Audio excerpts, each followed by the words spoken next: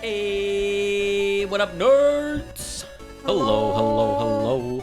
How's it going? I feel like my camera. My camera is completely sus. That's okay. We can live in us there. We can be here. Hello. I'm real. Hello. Body. Hello. It's nerd o'clock. Nerd alert. Nerd o'clock. It's Tuesday.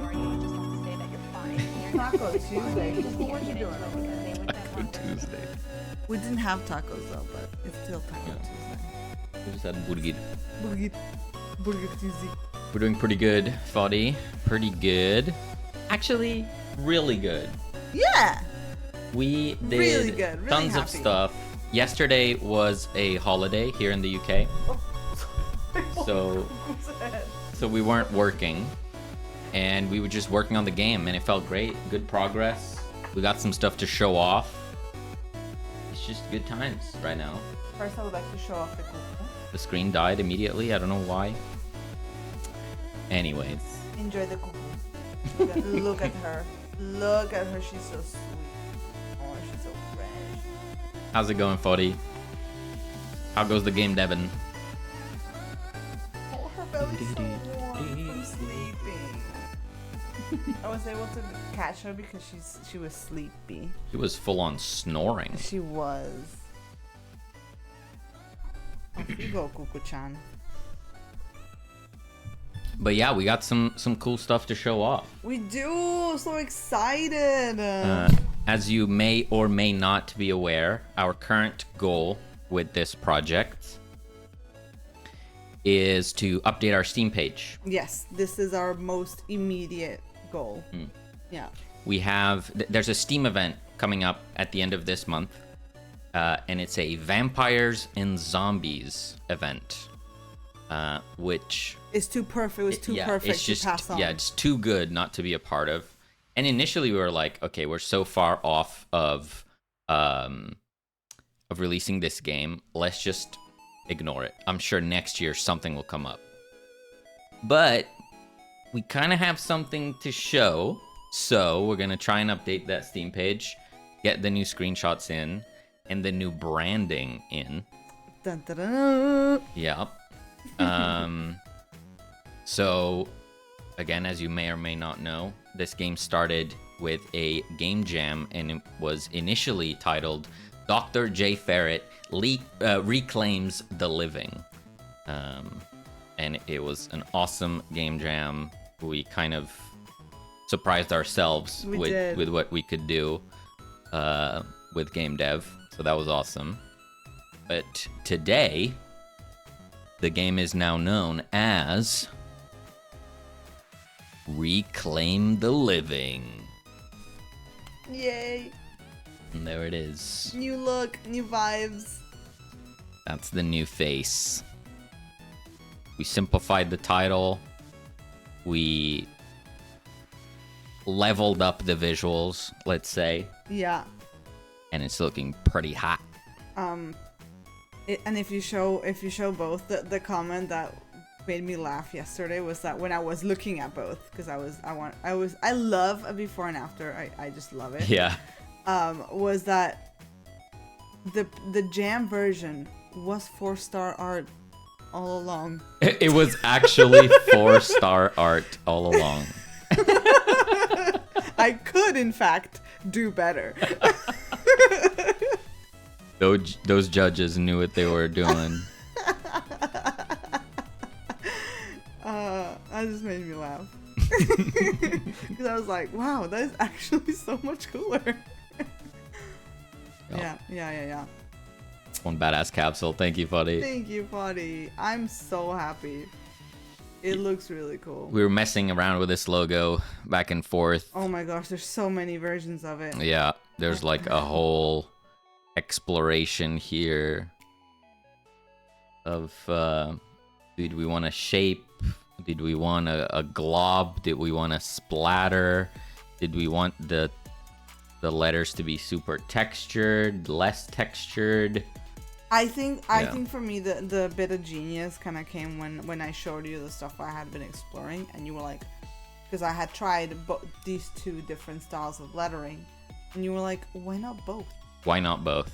And yeah. I'm like, Oh yeah, we can do that. Yeah, we got Reclaim and the with a like very comic book-esque font, and then the Living has this more horror invoking kind of old school horror vibes to allude to the zombie side of the game.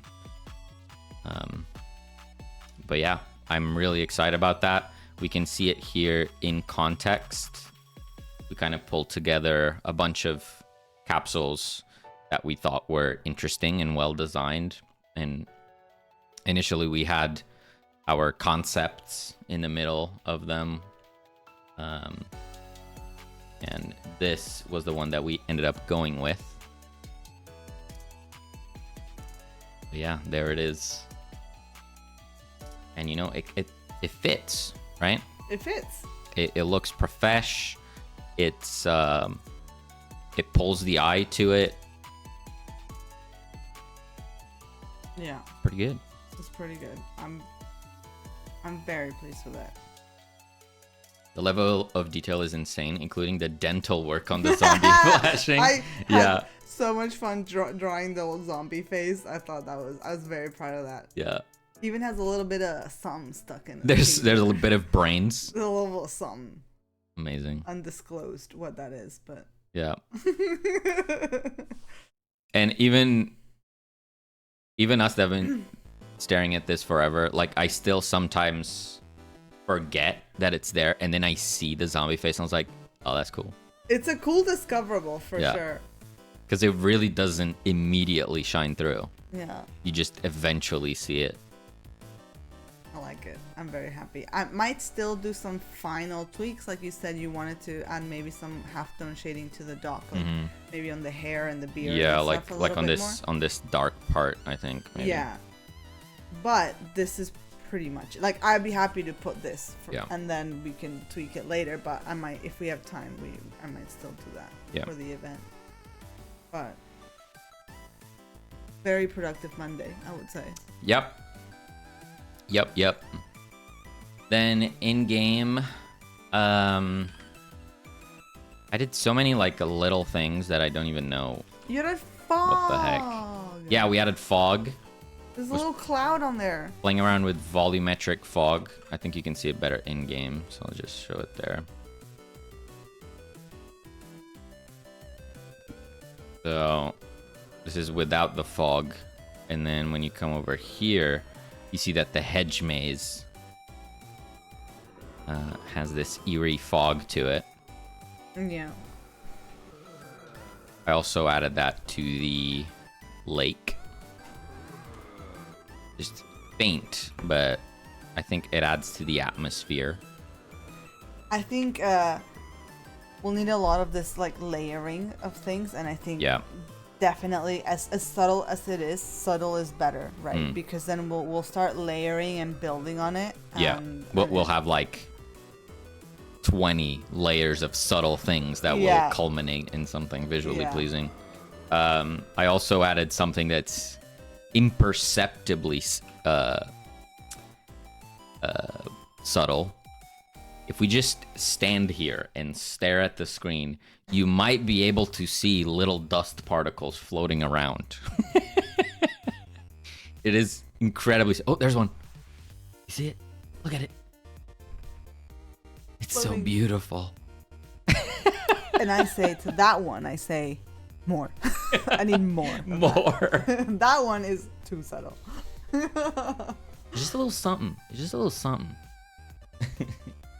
More.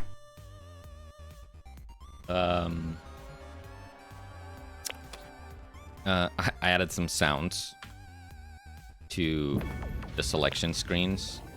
I also added a very subtle halftone to the background, as well as a vignette, which I think adds to it quite well.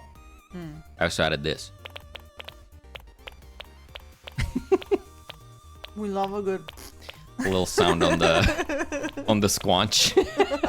I think the sound is maybe a little too squanchy. I think I want a different one, but it's something. Look, it's a comic it's a cartoon / comic game. It needs to have silly, goofy, over the top sounds. I think you're right, Fuddy. It's kind of fartish. Fartesque. Maybe that's what I like about it. Maybe that's why I like it. I agree. It appeals to me.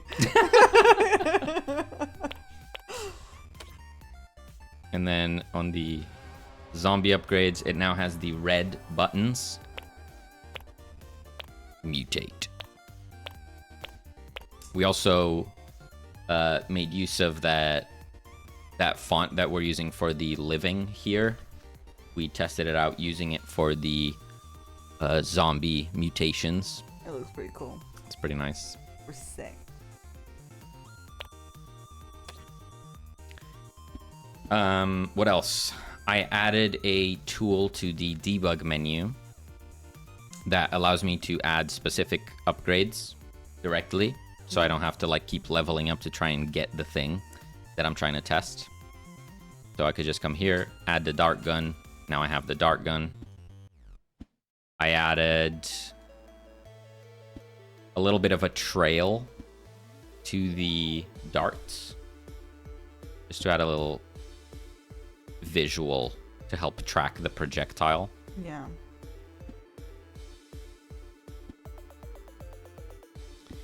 I also made it so that you can control the conditions for a certain upgrade to show up. I still need to figure out rarity and how I want to do rarity and like the chances for a certain rarity to come up. But in the meantime, I just made it so that I can make an upgrade unique or require the player to already have another upgrade. For example, now that I've gave myself the dart gun and I have the dart gun, it can no longer come up in this selection because, you know, you can't get another dart gun. You have it, so it doesn't come up anymore. Yeah. Hey, Mize. Hello, Mize. Healy's coming through. We need to have a Healy's reference or update or something, right? We gotta have Healy's in the game. Maybe that could be one of the utility skills. Yeah. Or instead of a sprint. No, is you Healy's. know, because I have to draw the zombie upgrade today, and we were talking about doing the speed update. The zombies on wheels. The zombies get Heelys to go faster. The zombies get Oh Heelys. no. Fun for treats. Yes, you got it. I kind of feel like we gotta. Right? Oh, that was way too many treats. Put them back. I did. They're too many. No, I did. I promise. There's only 5. You've done that before, though. It's like, oh no, that's too many. Oops. Guess I gotta give them all to Maka. But look at her little face. Look at her little face. Oh, sorry. Oh. Make it bigger. Look at that big hole she made on her bed. She destroyed it. You can see the wood. I have a similar system with snacks.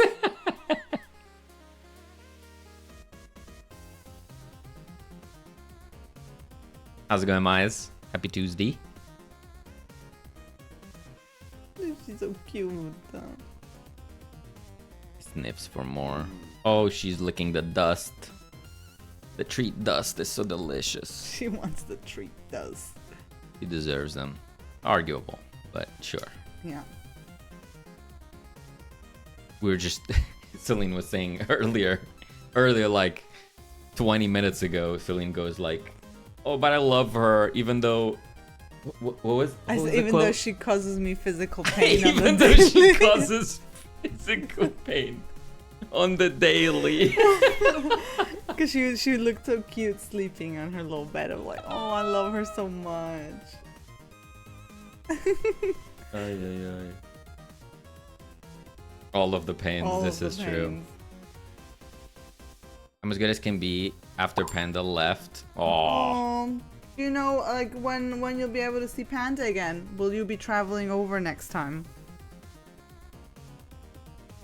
You guys, I assume you guys live in different countries. Yes, I assume this too. He'll come here. Okay. Just gotta hang in there. At least, you know, that's what the internet Or we got internet. That's true. We can hang out. True. Can play all the games. Can play Split Fiction and then promptly break up.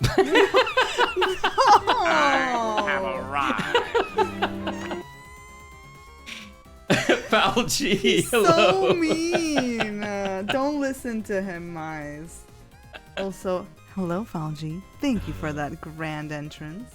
Mize, if you play Split Fiction with Panda, just remember, if he pushes you down the well, it's because he loves you. It's definitely nothing else, okay? It's important to remember that. Farty, thank you for that fart. For that welcome fart for Falgi. I mean, It Takes Two was one of the first games we played together, and that worked out just fine, so, True. you know. What have you done to Celine? Let's not talk about it. Let's not talk about it. I'd say that's like a minor offense. Remember when you bamboozled me when I kept running in the wrong direction for a while in New World? I think I have a clip. Yeah.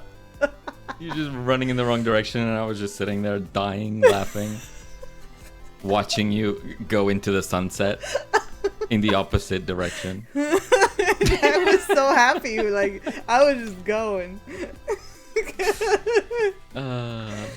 It's fun. It's a fun time. It's fun. Yeah. How's it going, Falgi? Oh, we can show them the little capsule as well. Oh yeah. We have a new branding. Check this out. I just want to show off because I worked all day on it yesterday. You deserve it. You deserve to show it off. We got the old and the new right here. It's starting to feel like a real thing, like a game that we're gonna release. Like a game that's actually gonna be finished, completed, finito. Doc looks a little evil. Yeah, he does. Looks a little sus. Mm-hmm. No. A little confident. I want him to look confident. Jacob, hello. Hello. Look at that capsule. I like it. I like it.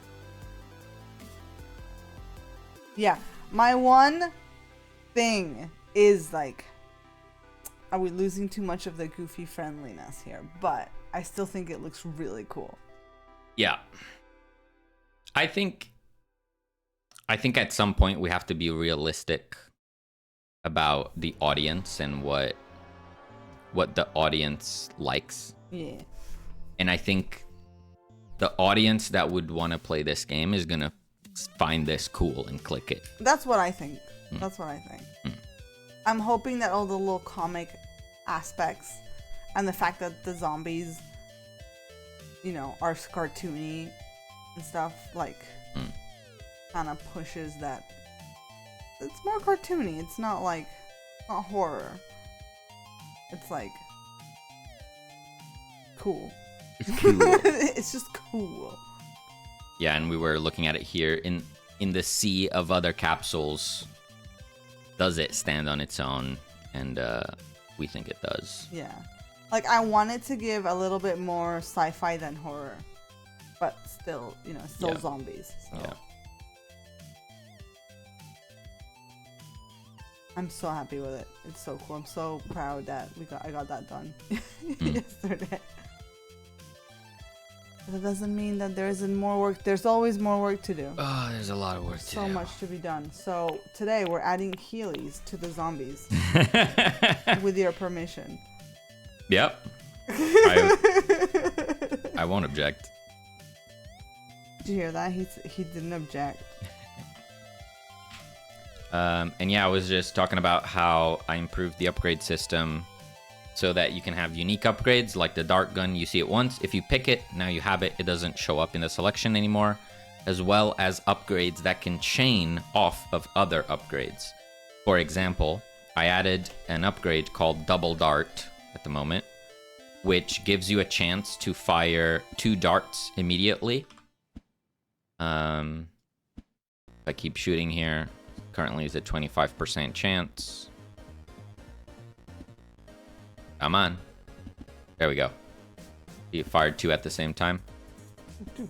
That upgrade can only appear if you already have the dart gun. So we can now kind of have specific upgrades to things.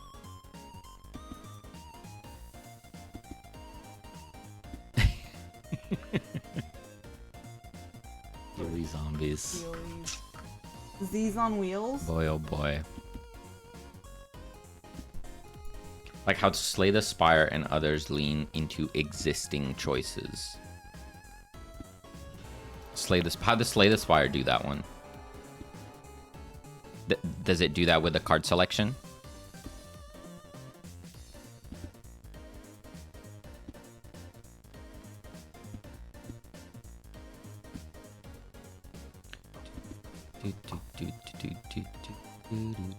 I mean...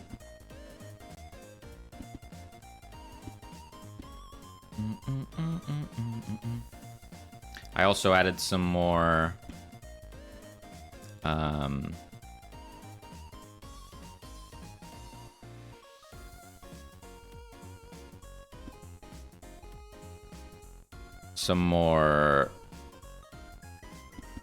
numbers. So now there's a differentiation between the cure application and spread. So like when I hit them, they get the blue 7. But if I cure one and it causes a spread, it does the numbers slightly smaller and in green, which represents a spread cure points instead of direct application. So the player can kind of read where their cure is coming from. I believe so. If you start going a build, it seems to have weight for the build, but maybe I'm making it up. Could be. Yeah, I don't know that myself. It makes sense though, right? Especially if you have enough of a...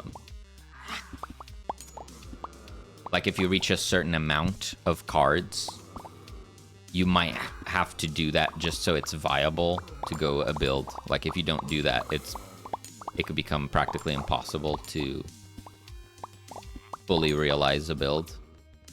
So I wouldn't be surprised if they do that.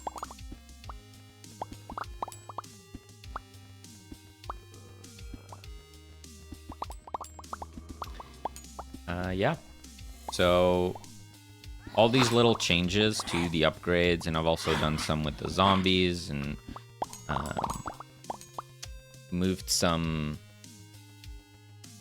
like dials around in terms of balancing, made it so that different applicators can have different base values. So for example, the syringe at the start of the game has a slightly higher cooldown, but it cures zombies with just 1 application in the early game anyway.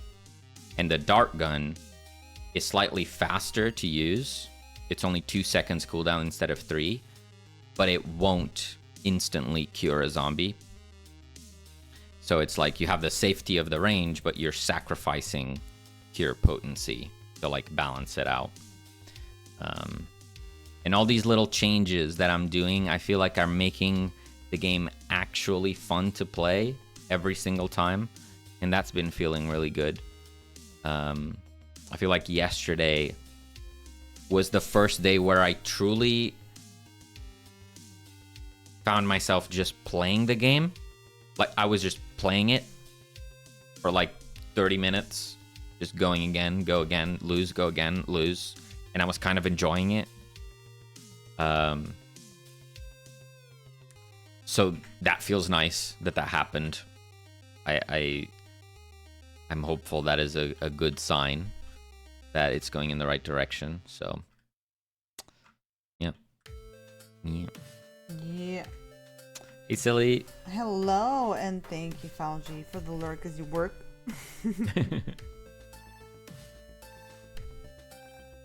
Good sign if I ever saw one. I hope so. I hope so.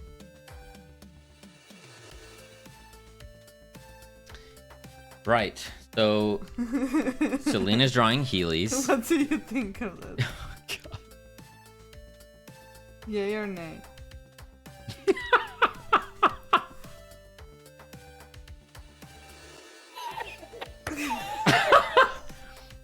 Uh-huh. Yep. And then you're just gonna zombify it somehow.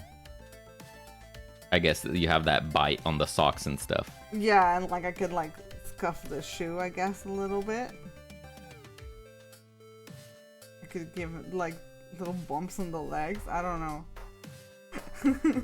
Because the other option is to do that, but it's like a bone. It's like a foot, but that's a bit Yeah, no, we don't. I don't think we want that. severed limbs. Yeah. Yeah. The cure won't fix a severed limb. Unfortunately, no. Yeah, I like it. I mean, we could do like I'm happy. This is a toe that's peeking out because the shoe is broken or something. Right. Yeah. I'm down. Yeah? Yeah? Is it too jokey to be the one that we're gonna use for the screenshot? I mean, we already have the brain on a platter is jokey. Yeah. We have the Curicorn, that's jokey. So it like if it said it's the vibe. yeah. It's jokey game. Yeah. Is it too jokey? I don't know. Is it too niche? I think it's okay. I think funny is okay. Okay.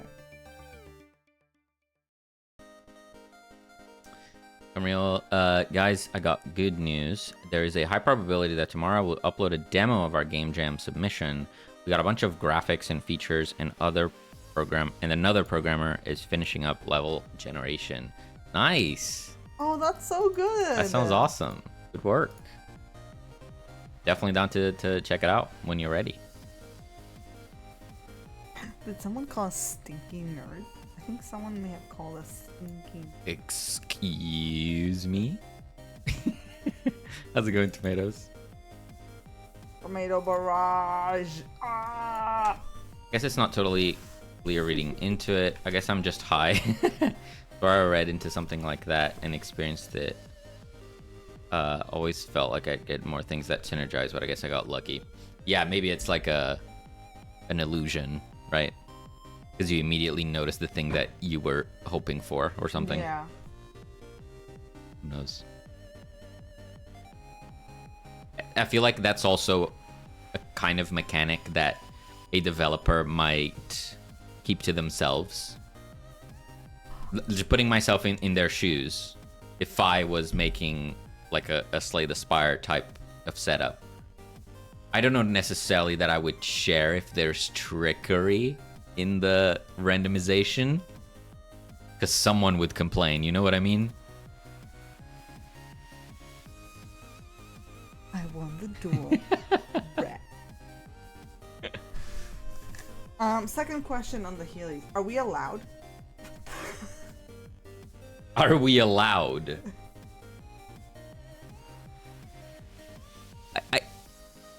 Is there a reason why we wouldn't be allowed? I have to imagine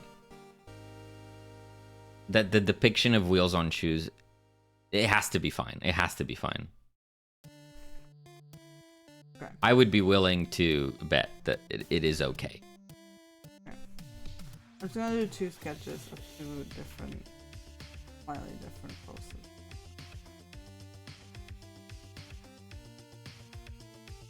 Yeah, like I feel like it was a good idea. Like I'd make a card weighted random towards card synergy to encourage, especially if you have a lot of random options. Yeah, it would definitely help the game feel more satisfying if you could more often than not find the thing you were looking for. Did you know my RNG is completely dependent on how much I like you? If you pass the vibe check, you just get the legendaries. I like that. Imagine you have like a game with dialogue options, and it's like if you pass the vibe check of the dialogue options, you get like something. If you pick the wrong thing, we just make the game harder. Yeah, and like it doesn't even have to be like wrong. It's just like no, this is not. It's just completely. It's not wrong. I just don't like it. I just don't like it. Get wrecked. Also, can't stay long today. Released today, and I only have small breaks to catch some air. Luckily, no bug reports so far. Only ones UI related, but nothing serious. Tomatoes, congrats! Tomatoes! Can we get some yays for Yeah, tomatoes we can totally or what? Get some yays. Let's go. Where's my yays at? Yeah, baby! That's what I've been waiting for. That's what it's all about. Woo! Yeah, That's baby! fantastic. That's what I've been waiting for. That's what it's all about. I kind of feel Buddy got too excited. a little too. Kind of feel bad about beating you in that duel just now. Only a little bit. Huge congrats, Tomatoes. I hope it's going well. I hope you find all the success. That's super exciting. Super exciting.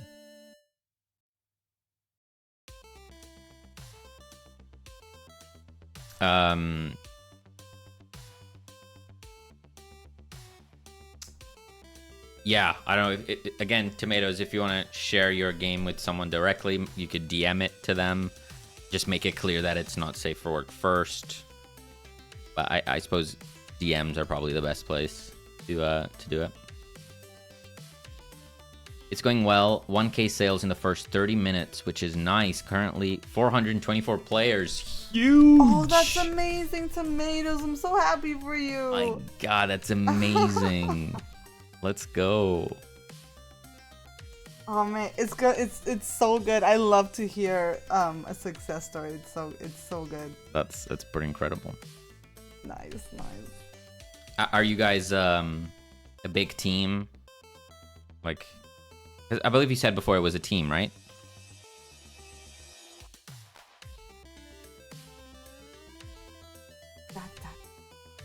Are you all going crazy in Discord, or what? What's the vibe?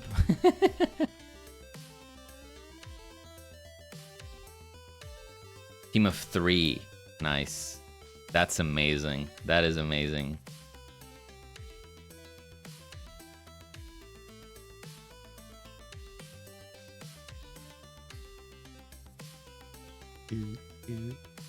That's super cool.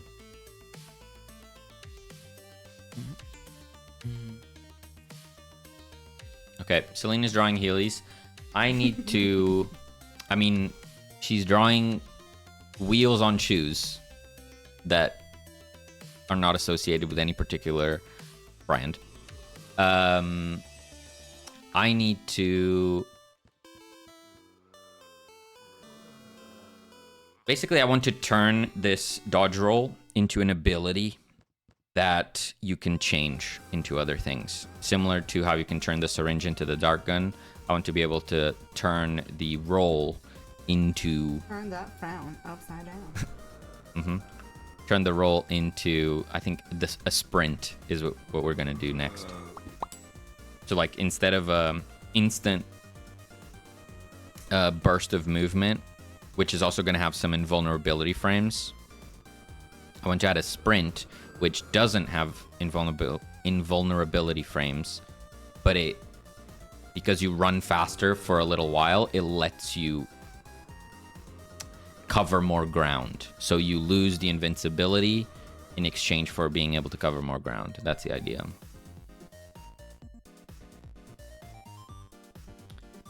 So that's what we're gonna do.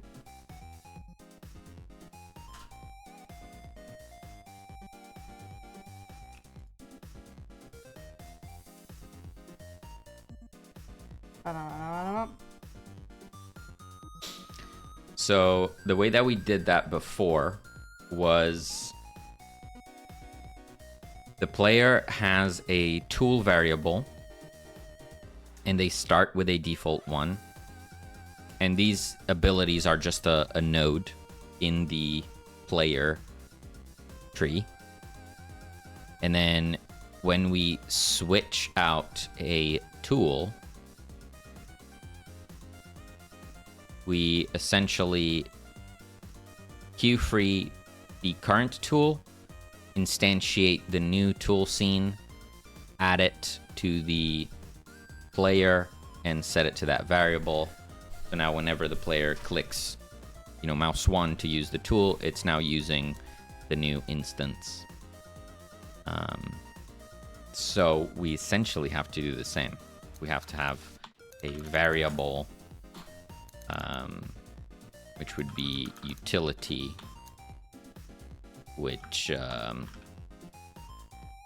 does things and stuffs. You know, drawing shoes is hard. Drawing shoes is hard. Yeah. The second thing that's horrible to draw besides hands are feet. And shoes by association.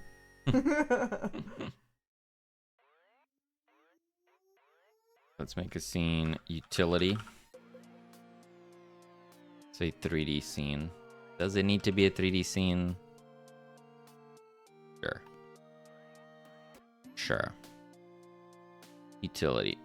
Let's look at the tool.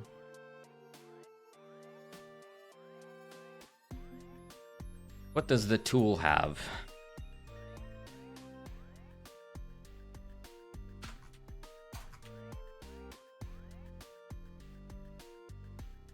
Quick tips are many.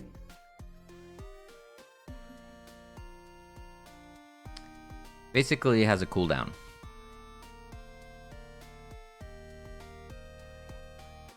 Let's start simple. So, class name utility.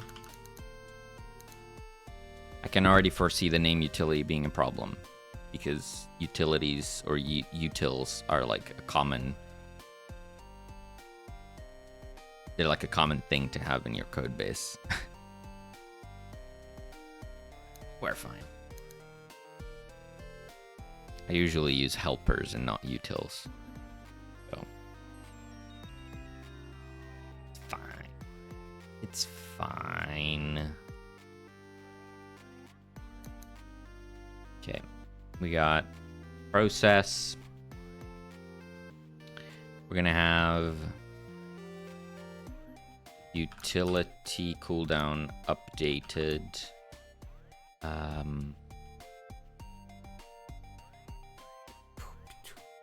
We need a use.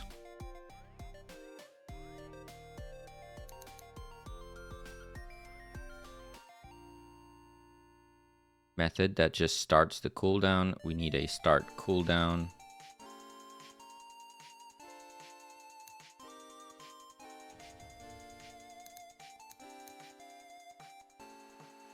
Is renaming something like that facilitated by the Godot IDE or still not really?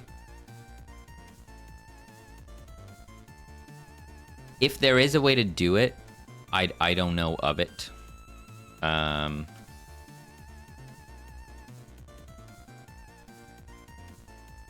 I've never really run into that at this point.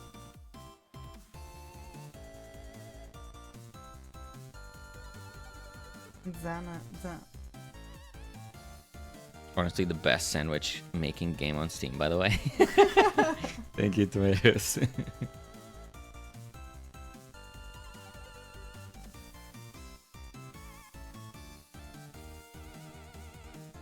It had been a really long time, but someone posted a video on YouTube of them playing the game.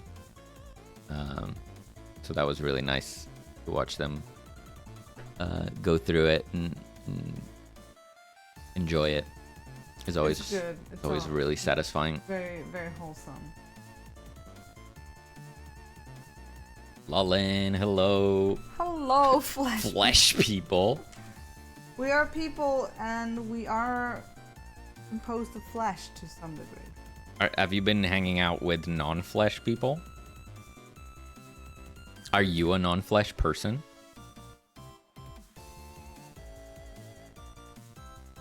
I'm curious now. Inquiring minds want to know.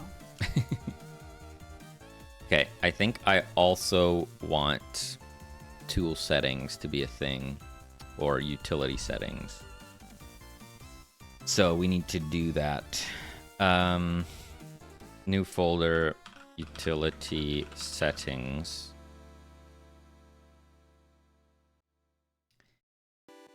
As a fellow flesh person, I think we can get along very well. Excellent, excellent.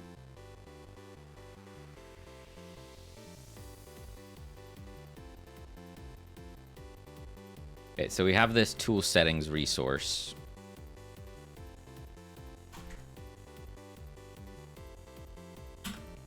And this is where I define the base values for different tools. So like the melee syringe applies more cure than the ranged darts, for example.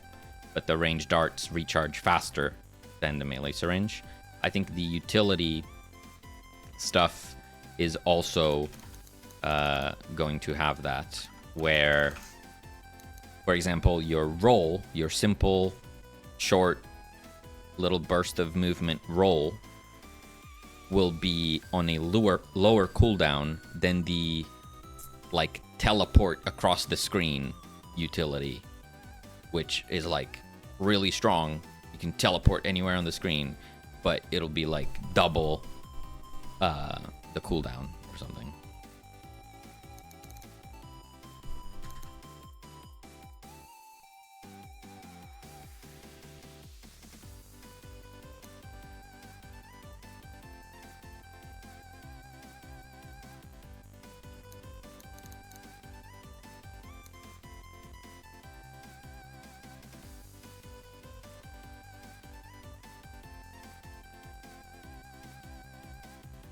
I did nuke my Windows for Arch recently. Oh, you ditched Windows. You'd be surprised on how much stuff can not work on a computer. I hate computers. They're the worst. Can't live with them, can't live without them.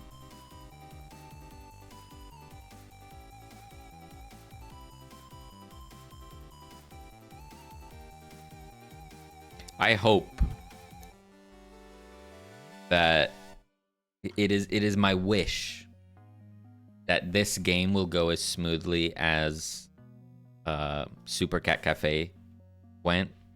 We released Super Cat Cafe. We got like a couple bug reports, but even those like seem to happen like on very specific setups. Like we didn't get those reports a ton of times, or maybe there just wasn't enough people playing to report them all. I don't know, but we didn't get that many bug reports, and I'm hoping that this one will be the same, but something tells me it's not gonna. I think that's probably wishful thinking, isn't it?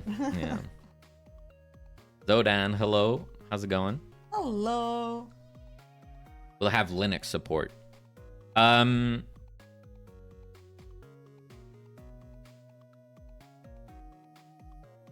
I mean, it's tricky. It's tricky, that one. As I understand it, Linux nerds are used to running Windows versions, like with whatchamacallit. There's a thing, right, to run Windows stuff on Linux. And on Super Cat Cafe, that worked out. Proton Wine, exactly.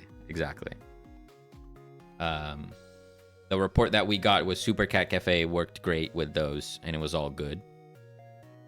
In fact, the Windows build is running on the Steam Deck, and it's all good as well. So I'm hoping that this one will be the same. It will just work through Wine or Proton as well. Because the problem with having a dedicated Linux build is that I cannot test it. I would need to get a Linux setup so I can test it. Or I have to rely on other people's testimony that it works. And obviously, that's risky, right? Sure. Or not even risky, but like if then something goes wrong, I can't blame the person that tested it. I still have to blame myself, right? So doesn't Steam have a Windows simulator built in for games? I don't know. It certainly does it for the Steam Deck. It will have Linux support if God wills it. I'm hoping it will just work with Wine. or Proton.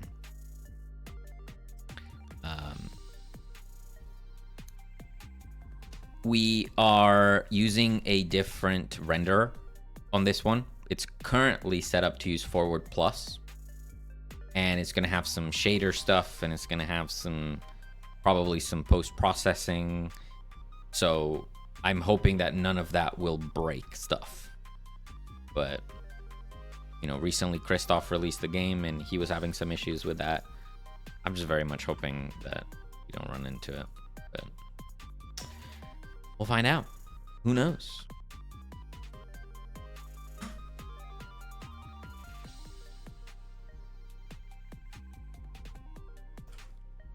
Yeah, hard to say.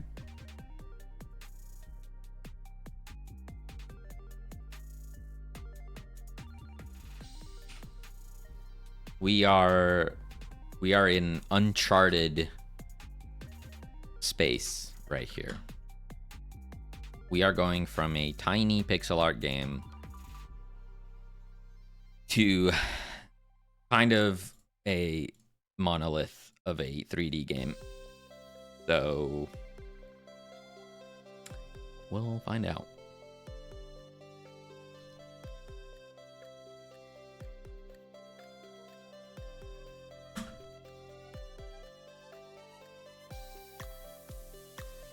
Yeah, I saw Christoph's Reddit post too. I mean, he's kind of the master of shaders, so I'm gonna guess he used a metric crap ton. Yeah. Hopefully a few shaders here and there won't kill the performance too much. Yeah, I hope so.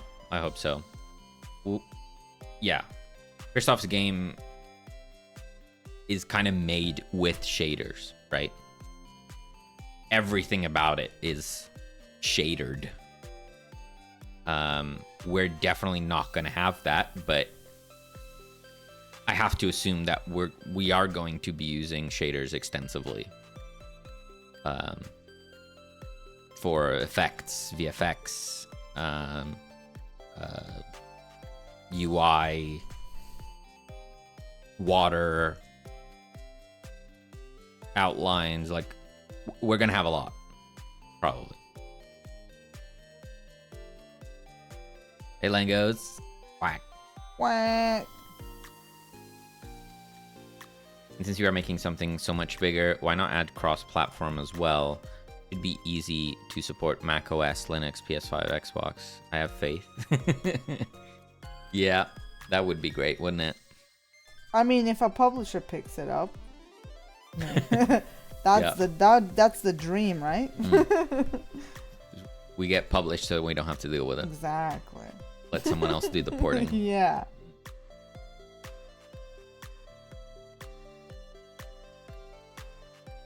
Yeah, I mean, we want to take this game's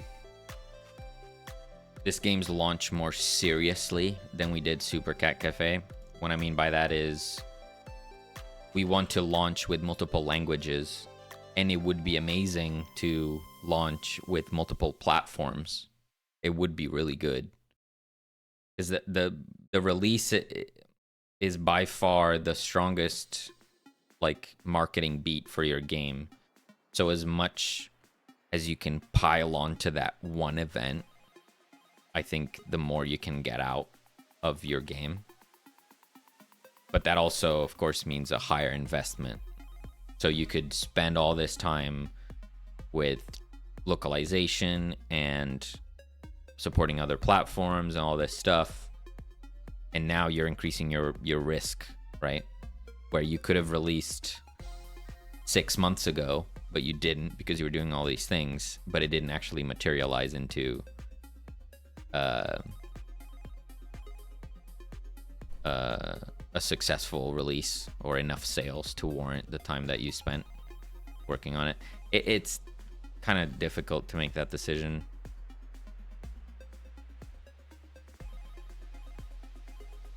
And I guess the most important consideration is my ability, I guess. I don't know how long it would take me to figure out supporting other platforms and how much that would cost and all that jazz. So there's a lot of unknowns, I suppose.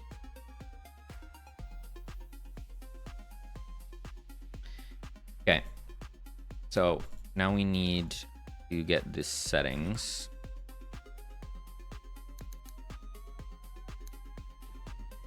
This will be the utility settings.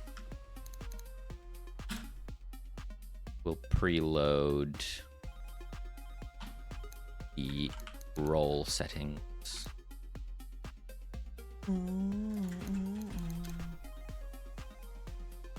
Why is it not coming up here?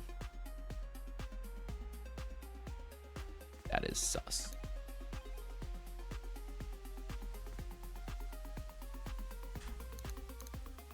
I don't. Whatever.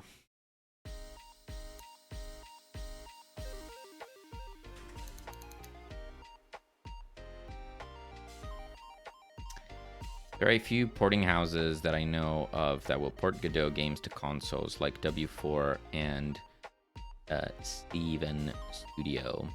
Yeah.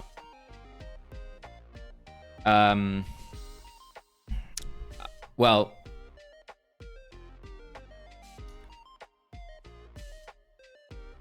yeah, I don't know like all of the specifics. Like, for example, W4 will straight up sell you the access to the code to export the game to, say, like PlayStation, for example, or Nintendo Switch, right? You can just pay a fee, they'll give you the code, and then you figure it out, right? I think you can also hire them to port the game, but if access to just the code to export it, I believe is something like $3,000. I assume that hiring them to port the game is going to be, you know, multiples of that. And with our budget of nothing, Yeah. that becomes a really Couple hard hundred. decision.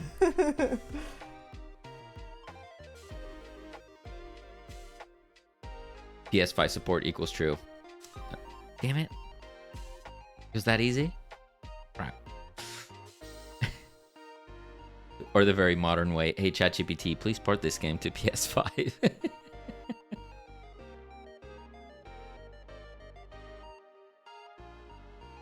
Most Linux users can emulate Windows or have dual boot anyways, so working on a good native Linux support is wasted time probably. Yeah. And that's, in a lot of ways, that's true for Mac OS as well. It's like, would there be players that would buy it on Mac? Probably. But is it worth it? The time to implement and test a Mac version? Worth it? Probably not. If we had unlimited resource, 100%. But we don't. We have very limited resource.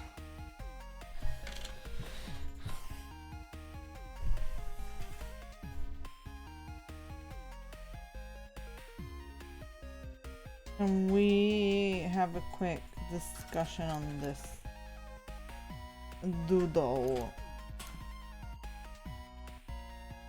Yeah. So we have like the product approach, Okay. which is like just the shoes, and like this is like busted up. So like this is like Yeah. the leather's like broken. And it has the Z for Zom and all Z that. for Zom. Yep. There's like a thing missing. Like I could try to make it look like there's gum on here, not poop, but you know, so something to like, or it's just a hole in the shoe or something. Mhm. I don't know. Yep.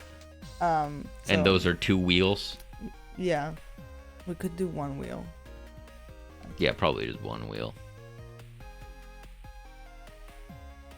Because the first one I was just drawing like a whole leg and stuff. It just looks like too much in comparison to everything else. There's too much going on. Whereas I thought maybe just the shoes fits more with the other stuff. I wanted your opinion. my opinion is that just the shoes, I think, does fit more with what we're doing generally with the other art. But that version feels a lot more dynamic and like more time has gone into it. It looks cooler, I think. I agree, but is it too much? Right. So I think for me, compared to the other art, the shoes make more sense. the shoes make more sense. Yeah. I just need to try to make them look a little bit cooler. Just the shoes. No, I think they're cool. I think that setup is cool as is. I just think the other one looked more grand. Right. Which I think also maybe for what it is, it's also too much of a treatment. Yeah. It feels like it's a different style. Yeah. So like if we could decide to level up all the upgrade art and make them like that. Yeah, because like you'd imagine like this would have someone like holding the dart gun, or like, you know, there would always be. Right. So maybe let's just stick with the shoes then. Yeah. Thank you for coming to my TED Talk. Okay. Doesn't he laughs at my TED Talk. If I had magic, I would. Argument is always lovely. Yeah. And that magic is called money. Unfortunately, it is, isn't it?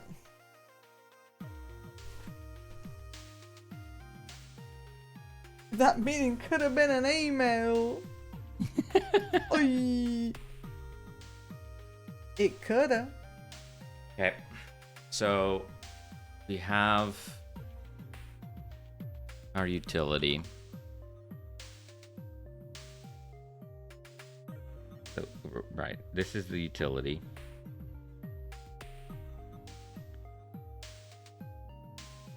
So now we would need a new folder. We call it roll. You have pizzaed me. My God. Call it roll. Then we instantiate, or we make a new inherited scene from the base utility. We call it, what do we call it? Tool or utility roll. Save that. We have utility roll that uses the roll settings.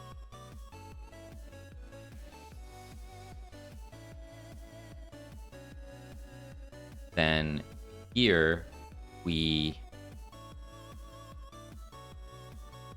make a new script, utility roll. It inherits utility.gd.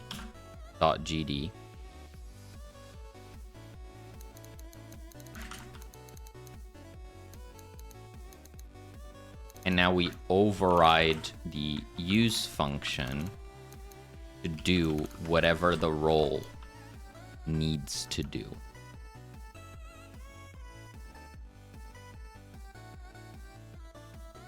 So basically now we need to translate whatever we do over here with the utility. That needs to be turned into, or to be moved into the other scene, which is interesting. Is interesting.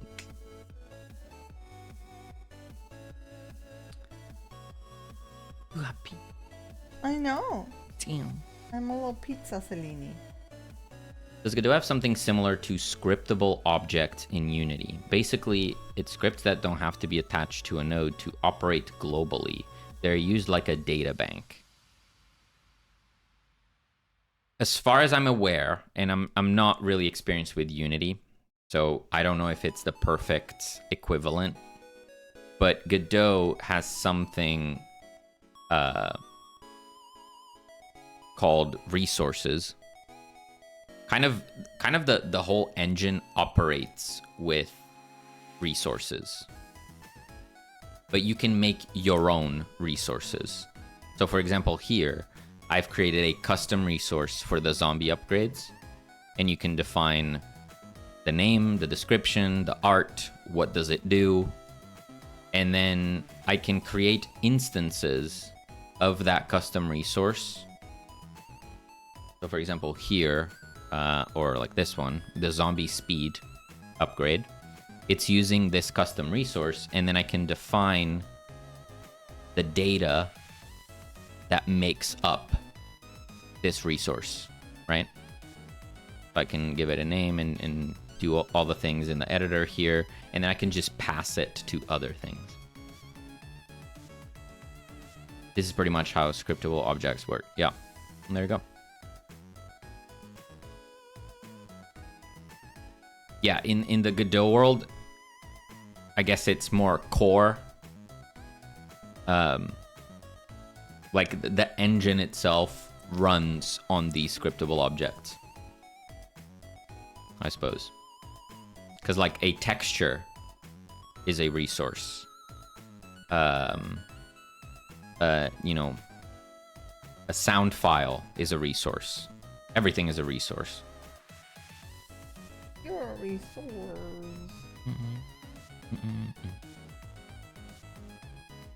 Unity also has resources, but that is used as a way to load files into the game from code without a reference in the editor. Right. Load files into the game from code without a reference in the editor. I have no clue about any of this, but I want to disagree. It's the internet, Lullen. Someone always has to disagree, so you're doing good work.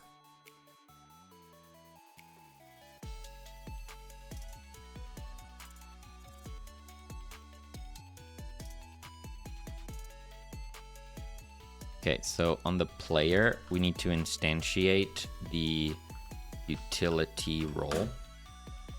Then we turn that into that, and then we say that this is a utility.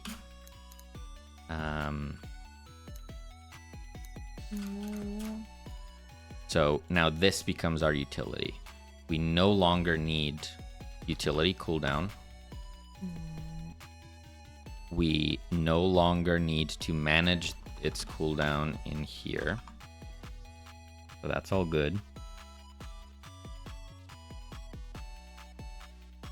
We no longer need to manage the input because it's handled elsewhere. Fantastic.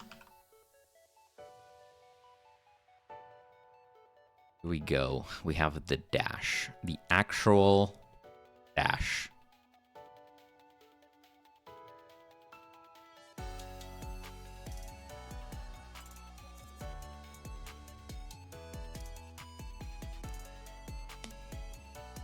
A lot of newer Unity stuff also runs on scriptable objects. For example, the new input action maps are mostly scriptable objects. Right. Yeah, that's probably a perfect analogy. Or a perfect... whatchamacallit. I don't have the right word here. Parallel. I don't know. Actually, we don't always disagree on the internet. And Cube Miser goes, yes, we do. Nice. Exhibit A. I see what you did there. That was good.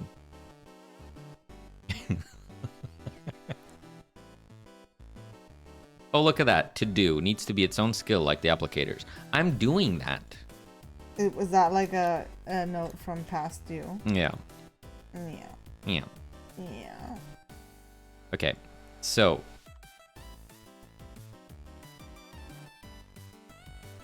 Essentially, I need to do this thing.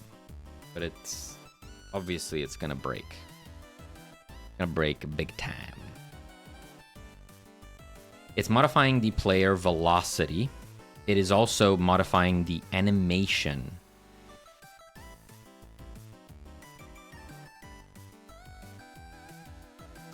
What we probably want to do is something as simple as making it so that the base class has access to the player. So if we do var player, and then we just do parent. No. Get owner. No. Owner? Okay. If we do this, I think that will just work. So we create a reference to the owner of this.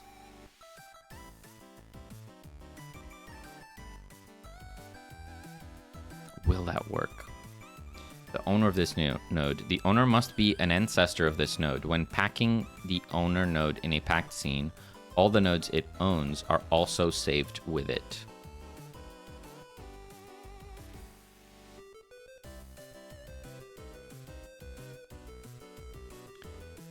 Remember to set the owner after calling add child.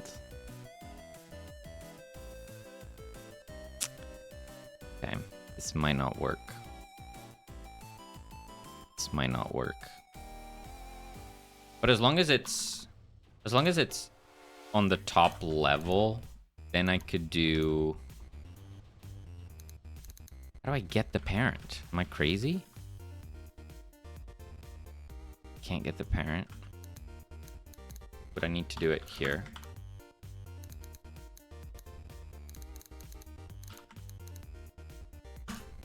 So I could do this.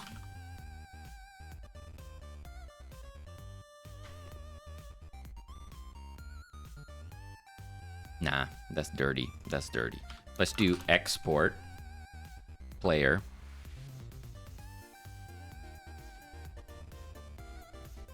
Then in here, we...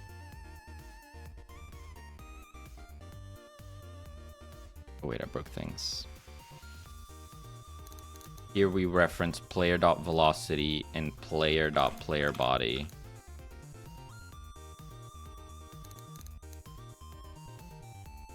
Instead. And now in here, we just assign the player to it. And that's it. It's totally just gonna work and it's gonna be great.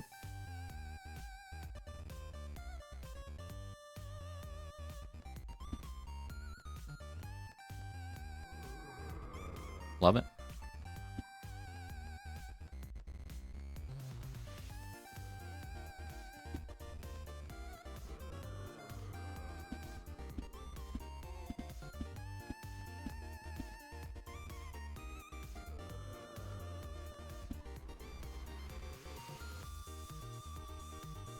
Cool.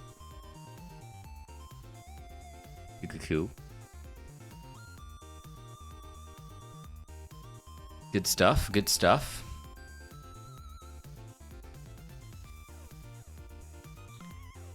So here we have this change tool function.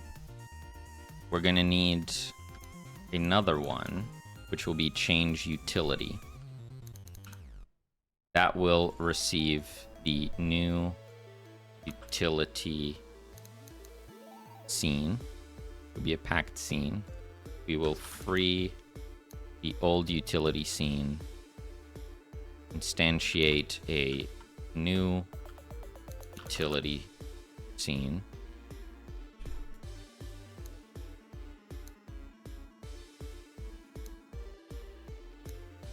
And we'll make sure to do utility.player equals self.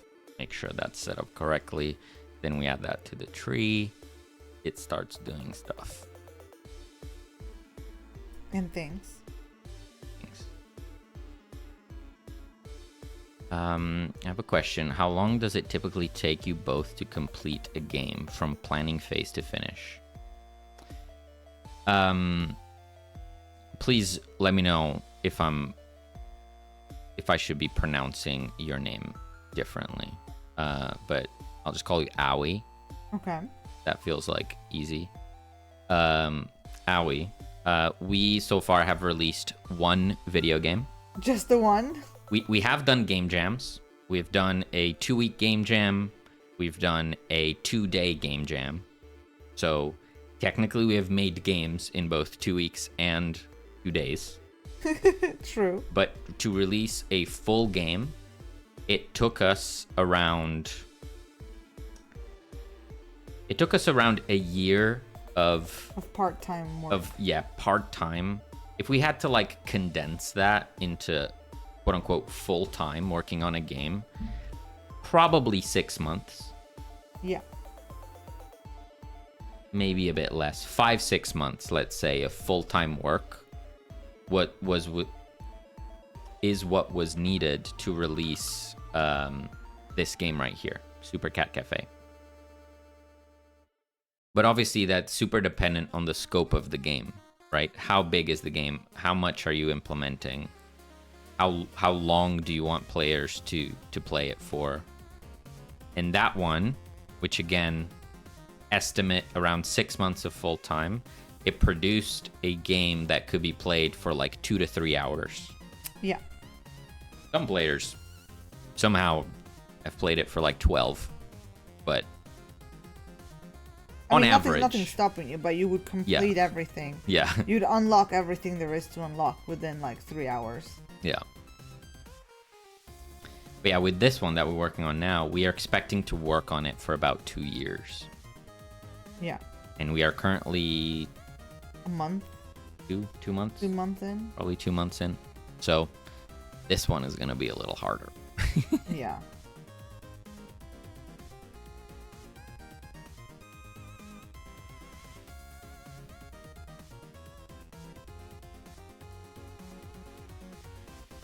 Okay, another thing that we need is a new action. So we have an action that allows us to change the tool. So we need a change utility action.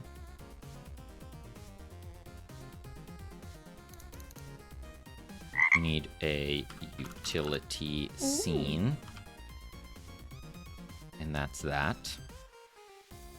Then in the player, we have to listen for on run upgrade added. We're going to iterate over the actions, and we're going to say that. Thank you for that fart, mice. Welcome back, Langos. Whack, right back at you. What's so funny? It's just that Mize took the words out of my mouth. Finished my sentence.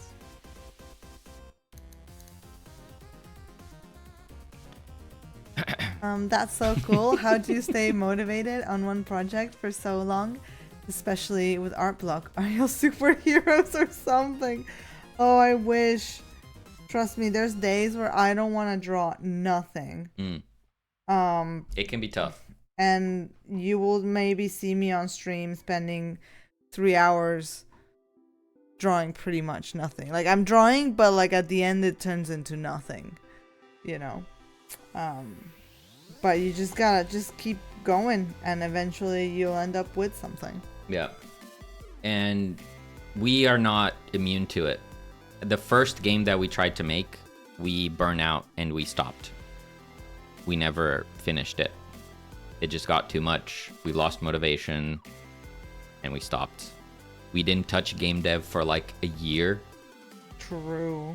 And then we found our way back to it. We worked on the prototype for Super Cat Cafe for about 3-4 months. Yeah, a couple months. And then we kind of burnt out a little bit again, and we stopped for 3 months. So we are not immune to it. No. But ever since we started streaming and we really set a routine for ourselves, it's really helped. Yeah. As much as I hate to say it, if you kind of treat it like work a little bit, you kind of end up doing it. Yeah. Like, you know, how many of you can relate to you don't want to go to work, but you have to. It's so just you go what you to do. work. Yeah. You just gotta. So I think you just gotta set out that discipline, and just even when you don't wanna, you have to be like, but you gotta. You gotta. But you gotta.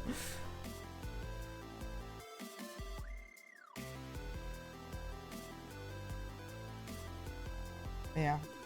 We still, we'll take a little break soon, a little summer break.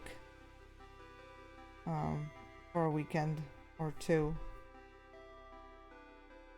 To try to avoid burnout as much as we can. And just keep an eye on it.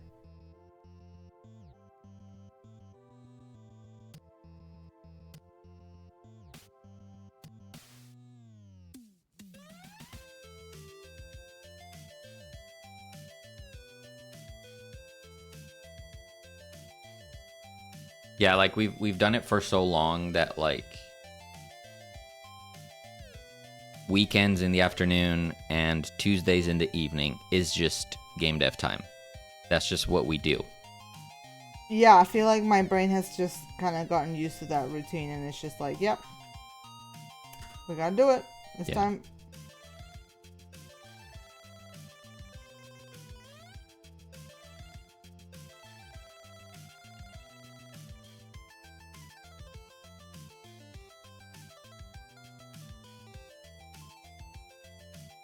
Do game dev, burnout, rest, get yourself to do it, motivation back. Yep.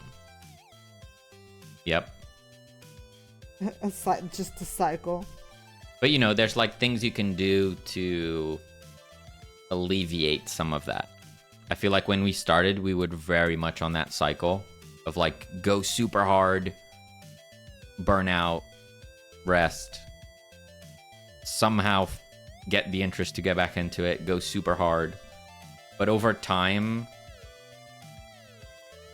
I don't know, I feel like that's kind of changed. We don't go super hard anymore. No, we never go like a week just nonstop, just working on the game, period. I think we're very much more attuned to like the flow that we find ourselves in at the moment.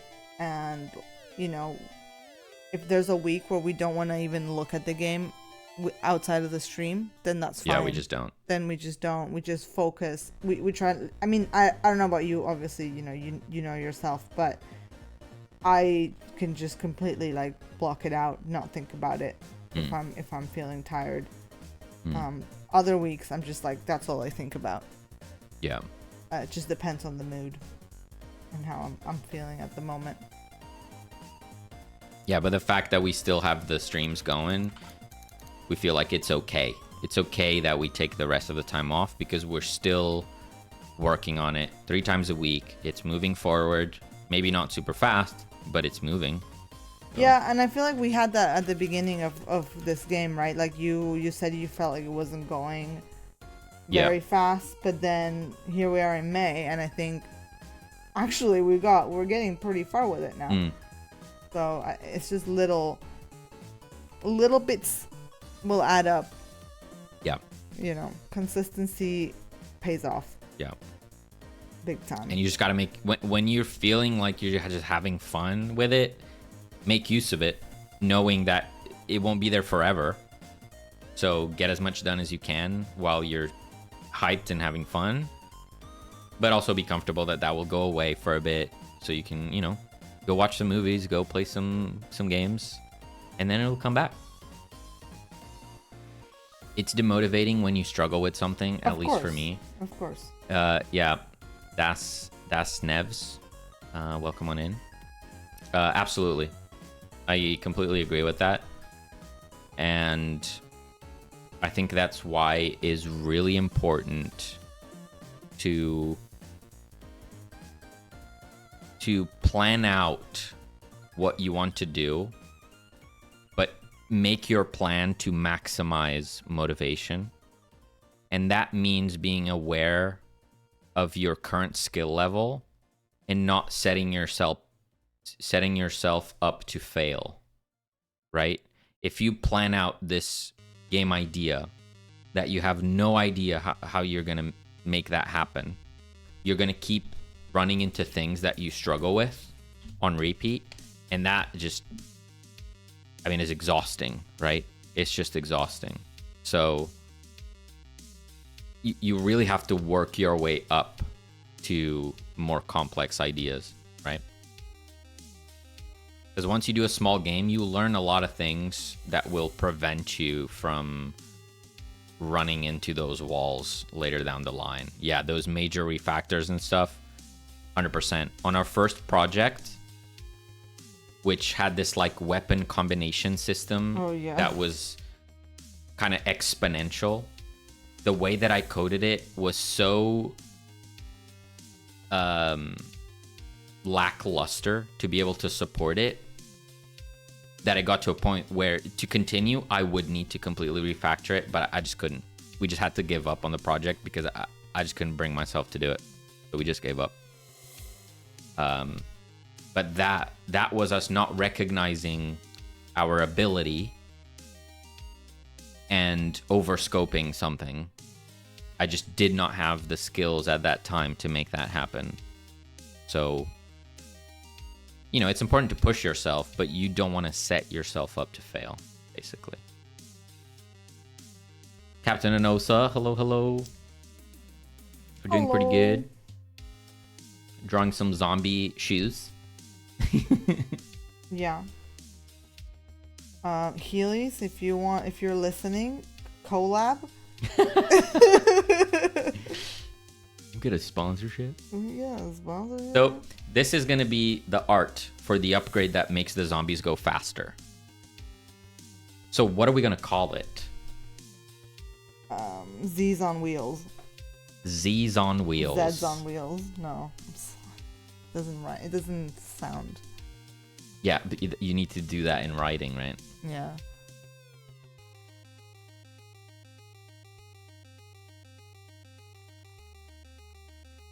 Our last name maybe still applies. 4-wheel drive. Oh, but there's only 2 wheels. 2-wheel drive? 2-wheel drive? 2-wheel drive could work. 2-wheel drive. Zeelies. Wheels. Wheels. Aoi says, do you have any tips in building a schedule around game dev? I can barely manage this with high school stress and college admissions. Your itch projects are so cool. Thank you so much. Oh, thank you. I'm on the polishing the demo part. I hate it. I love all the tips you can give on here. On scheduling. Schedule. Well, I think the most important, I think as with anything that you want to make a routine out of, you need to find a system that's easy and natural for you to follow. I feel like a lot of the times when you try to get a routine, it fails because you're not tailoring it to your needs, right? Like for example, I'm not a morning person, but if I try to put a routine first thing in the morning, it's more challenging than if I try to set a routine before I go to bed, because, you know, that's just a personal thing. So if you find times, like, just live your life and like pay attention to a time in your day where you might just be like scrolling on your phone or like just watching YouTube, where you're not really doing like much of anything. You're just filling your time with just stuff, but you're still pretty okay energy level wise, and say like, okay, this is a good time, this feels like a gap in my routine, let me fit in an hour for this. And then you kind of put it in your calendar, add it like an appointment, and like, you know, you gotta trick your brain into treating it like a doctor's appointment, or like a gym session, or like, you know, like that time, like we do Thursdays on Cat Cafe, like Thursdays 6 to 7 is this, and like period, you know. Yeah. And you kind of have to psych yourself up for it, I think. Another thing is accountability. So the reason why the stream works so well for us is because now we have some awesome people in our little corner of the internet here that expect us to go live at this time. Yeah. And that it's like we're not just not gonna stream. We can't do that. We don't want to do that, right? Some people want to hang out and maybe they're working on their own stuff. They want to tell us about it, and we want to be here for them, so that helps us. So maybe it would also be good for you to find some people to be accountable for. I'm not saying you should go and just start live streaming. I'm saying you need to find someone a community to share what you're making. That could be a Discord server where you kind of set a goal of every Friday afternoon you're gonna post a video of what you did on your game, right? And someone's gonna respond to it, and they're gonna give you feedback, and then they're gonna go, oh, that's cool, oh, maybe you could do this, and you're gonna start feeling that that sense of accountability, where you don't want to just not do it one week. Yeah, or if you have a friend that's like, you're really close and you trust, you can tell them to just like hold you accountable as well. Kind of be like, did you work on your game yet? Did you do a thing? Right, yeah. There's always someone that has a friend like that that's just like, did you do your things? Yeah. Did you do your chores?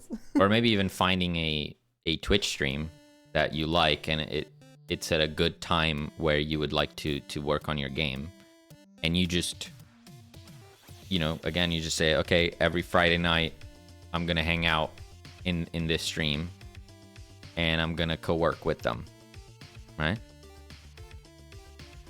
Something like that. Yeah.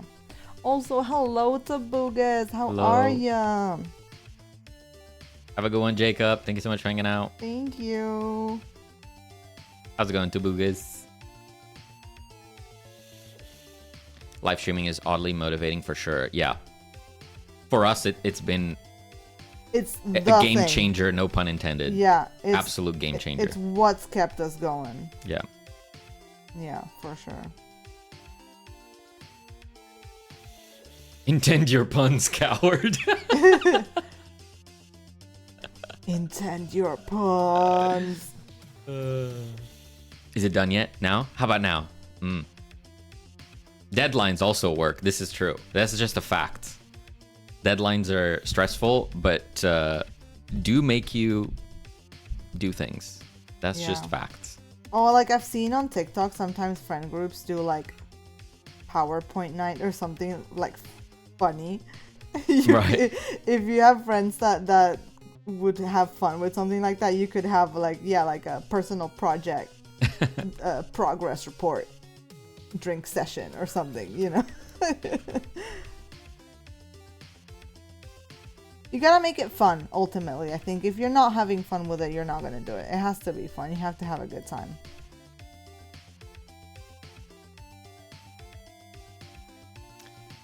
Very truski.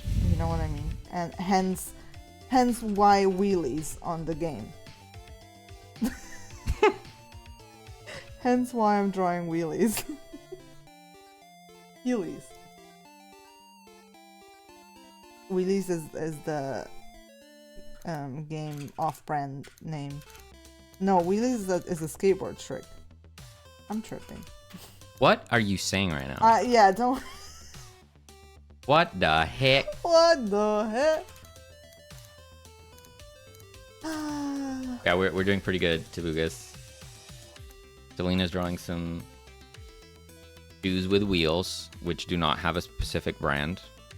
They're Z brand. Right now I'm adding a sprint ability. And I'm so close to being done. It's crazy. Wow.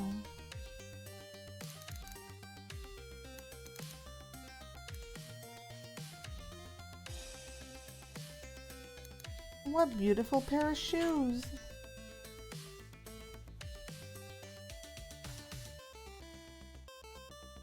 To an N brand.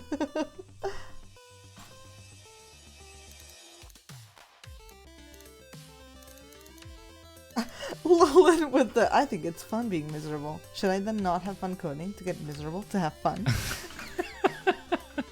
Oi, oi, oi. I don't even know where to begin unpacking that. Kiwan, hello. Hello. Hello. Nerd alert. The nerd being me. Nerd alert. Deadlines. I did more last weekend for the game jam than I did last 4 months because of the deadline. Dude. I still don't know how we did this. I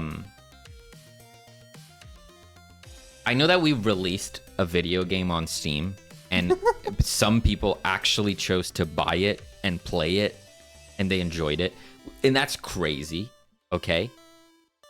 But weirdly, I think my proudest accomplishment is this right here. The jammies? Tobu Jam 2.5. Jammies was good. We made this game in 2 days, and I basically threw everything out after day one.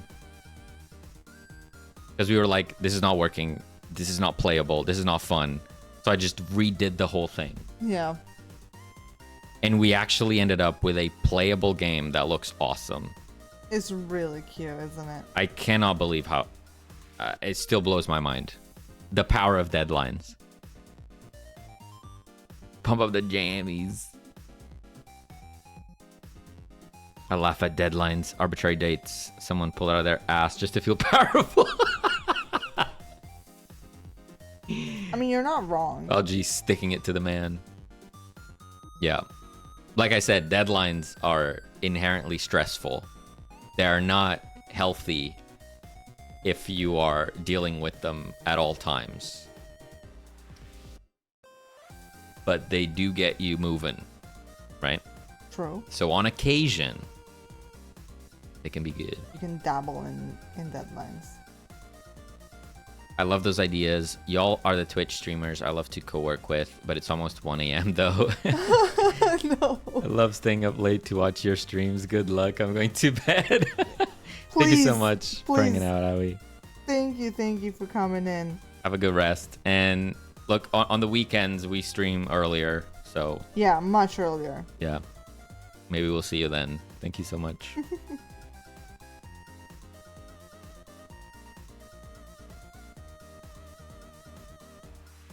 Shameless plug, Tobu Jam is coming in June. Let's go. Tobu Jam. Tobu Jam. More Tobu Jam. Can't wait to see what you will cook. The theme is going to be fun. Just going to be folklore again, isn't it? Every single time. What? They always pick folklore. It's crazy. I have no idea what you just said. Sorry. Inside joke, I guess. No, as in like I couldn't decipher the Folklore. folklore. Folklore.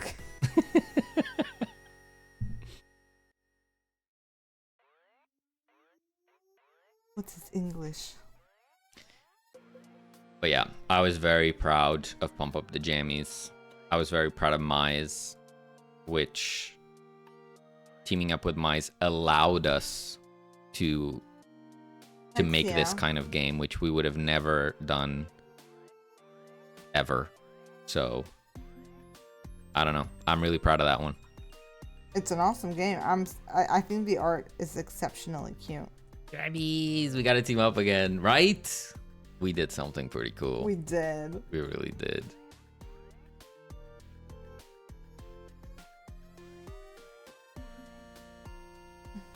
Y'all did great. Thank you, Tobias. Yeah, I mean, highly recommend anyone that's interested in doing some game jams. Check out Tobu Jam. Tobugas, if you got a link already, I don't know if you do, but feel free to post it. Yeah. I don't know if we'll participate. I mean, June, who knows, but we're currently just like laser focused on moving this project forward, so definitely can't commit to it. Yeah, I feel like I if we're feeling it and we're in a good spot, yeah. Yeah. But I don't think I can make promises. Okay. I'm going to do one of this, and I'm gonna make a utility sprint Wow. upgrade. This is going to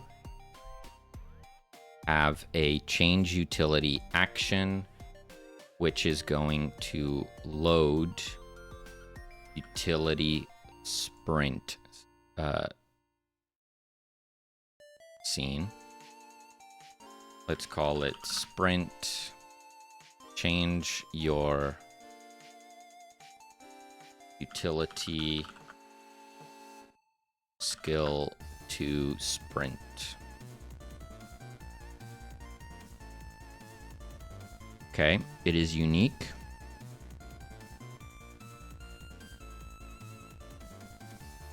It's gonna be a 2-week jam. Oh. Right, the other one was just a weekend because it was a half jam, right? It was the 2.5. This is a full sequel. The full jam. Okay, so I'm rolling.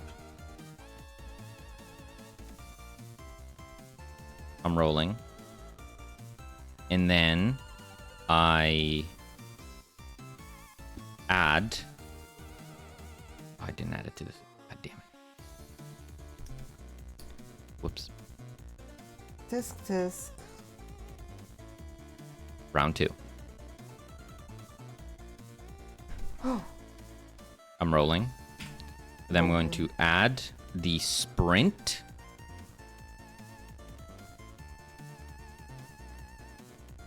I run fast, then I slow down. Nice. Run fast, slow down. Run fast, slow down. Wait. Obviously, we'll need like a different animation for the running. Maybe like the doc goes into a full Naruto run when they're sprinting. Yeah. Cheers, Lulin. Thank you for the hydration. Cheers. I think Naruto run plus like movement lines coming off of the dock could do it. Yeah.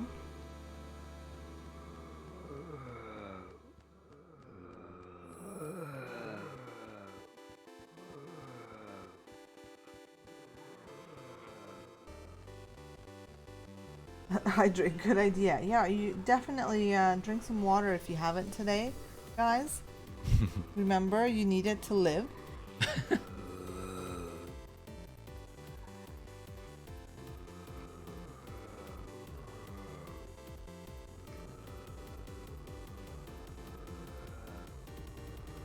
I drank water last week. I'm good. No. Bad Lulin.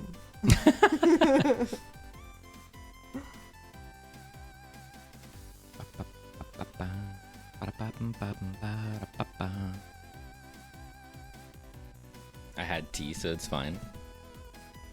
Is it though? Questionable. We aren't we like 90% water, so we're all fine. Allegedly. I don't want to be more water than I already am. Don't want to be more water.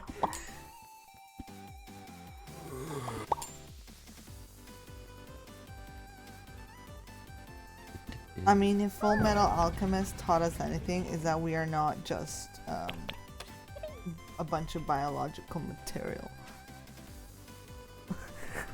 Oh, come on.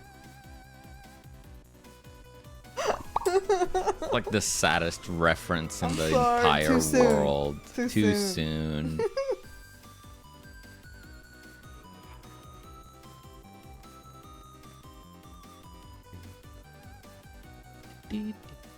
Where's the brain?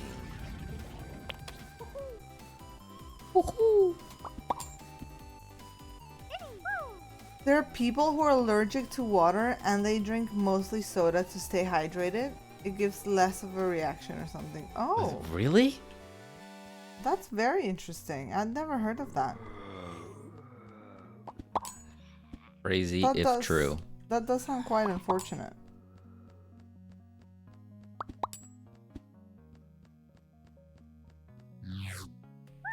Are you Poor trying to- doggo. Oh no, Geek and Gil got the reference. I'm sorry, Geek and I'm Gil. sorry. I'll never say it again. Hashtag Blinda Cellini. Linda Cellini, no! No hashtags.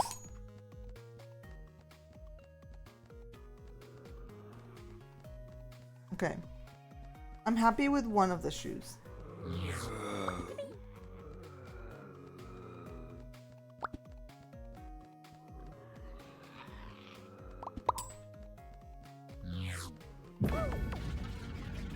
I think it was a cute scene. They got so close. No. Ow. Damn it. I need my dart gun. You're really gonna have to be able to come up with something that you like more than a dart gun. Otherwise, who's gonna not pick the dart gun? Oh, of course, of course. No, the dart gun is just the first. The dart gun is just objectively better than the syringe. Yeah. Although I feel like some people would like to have a melee option. Yeah. I just think melee is weird with the human following you, with the little human nerds following you. Yeah. Melee becomes awkward to make work. Melee is awkward. So I feel like if we can get away with having the melee option just be the starter and then you always upgrade into range. Kieran says nerds. So lovely. Thank you. Thank you. Thank you. Look, we got fog. We have volumetric fog in the hedge maze. Wow. Reverse bullet hell, curing addiction, pandemic. You know, you described it perfectly. That's basically the Steam description. Yeah. There's my dart gun. Pew pew pew. Pew pew pew pew.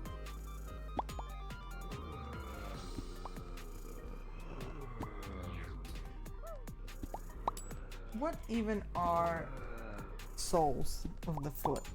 Not What are soles. soles? No, not soles. That's deep. soles. Soles. That is a deep question, Cellini. not- We're just a humble game dev live stream. That's not what I meant, and you know it. Getting existential. Pump up the volumetric fog.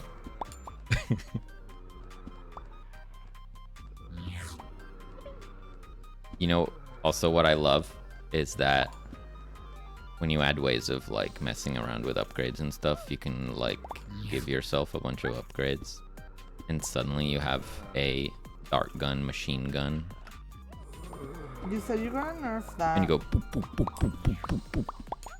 And then I have another upgrade that adds double darts. That's not allowed. Then it goes bop, bop, bop, bop, bop, bop, bop.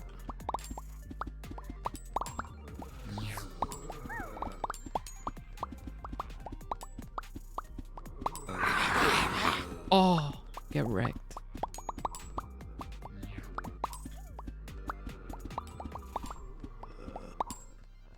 Is there a homeopathy path? What? You know, I would not be opposed What would that look like? to have a homeopathy upgrade. How? What would that look like? What are we talking about here? I mean, Describe it to me.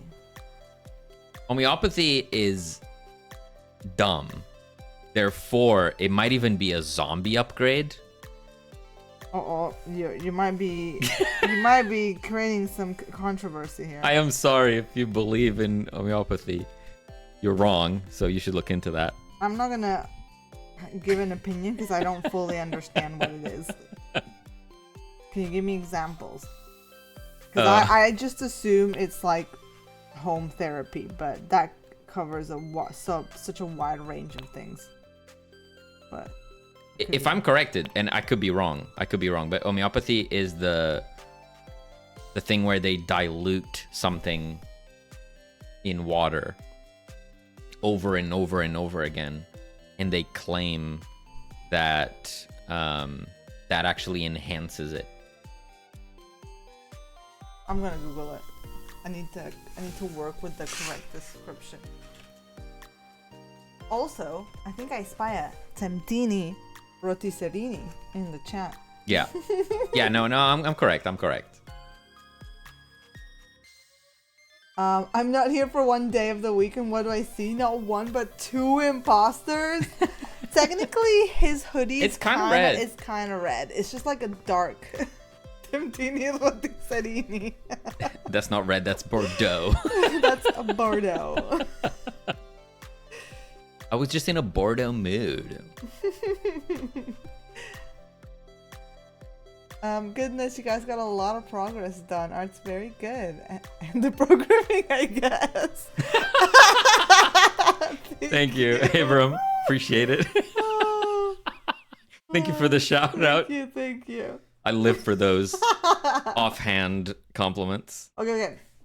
According to the dictionary, homeopathy is a form of complementary medicine in which ailments are treated by minute doses of natural substances that in larger amounts would produce symptoms of the ailment. So isn't that like what is that like? Like you're getting the bug to like. Is that like having a milkshake when you're lactose intolerant, having a little bit of milk? So that's claiming that they actually give you like the virus in a minute dose to help you? Like a vaccine? The way that I understood it, and I think this is how it's most commonly understood, is it's basically a diluted something. Yeah. But the people who make it claim that diluting it makes it stronger or something.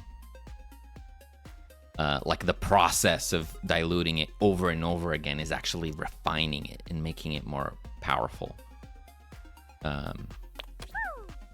So I feel like that would be a zombie upgrade here. Versus like homeopathy. The NHS says that I don't know what it would do. homeopathy is used for extremely wide range of health conditions. Among the most common are asthma, ear infections, hay fever, mental health conditions, allergies, skin conditions, arthritis, and high blood pressure. But it doesn't give examples. Like I need examples. I don't know. So with allergies, do you get exposed to pollen to overcome like a little bit of pollen? Do you just eat the last dandelion of the season? To slowly overcome. Pollen, my nemesis. Hello, Captain Crab. Thank you for the fart. Tomato says it would be so cool if the Feed the Cat redeem would be 890 points for no specific reason.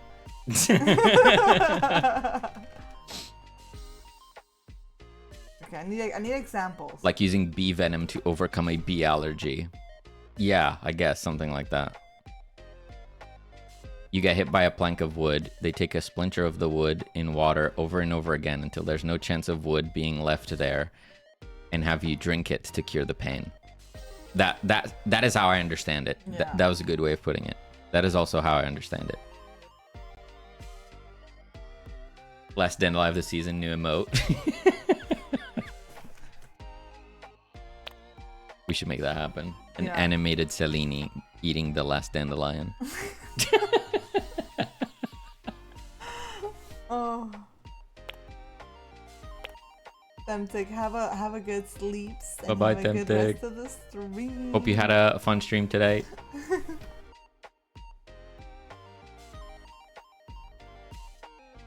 Like taking the zombie virus in order to not be a zombie no more.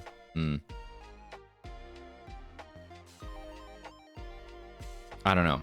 There must be some way that we can mention homeopathy.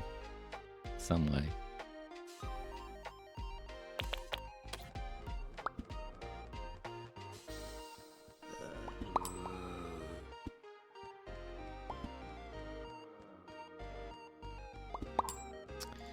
Okay, so sprint. I think the sprint was a little bit too strong, so instead of 2, I'm gonna go 1.5 boost. I think the time. Let's do a duration.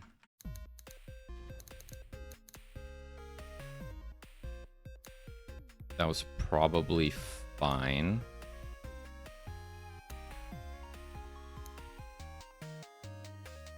I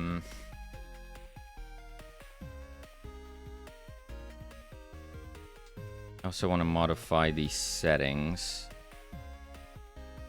So this was actually 6. Did you know why homeopathy was so popular? Because the common treatment at the time was bloodletting. Water was a lot safer than bloodletting.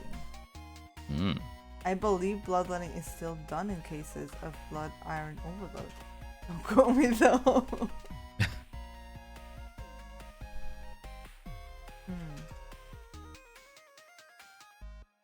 Interesting. They also had witches. Should we try?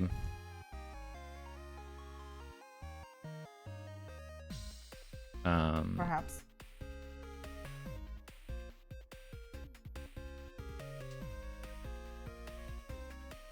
I feel like we should try to make a sprinting animation. Oh, smart. For the dog? So we have the run.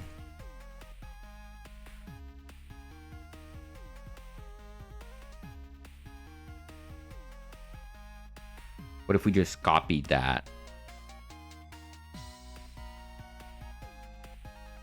How hard could it be? That's what I say. We're going to duplicate the run into a sprint.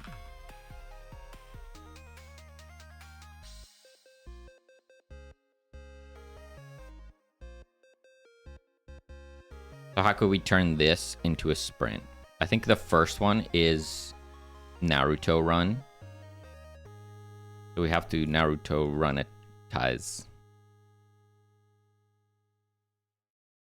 The Dottore. Dottore?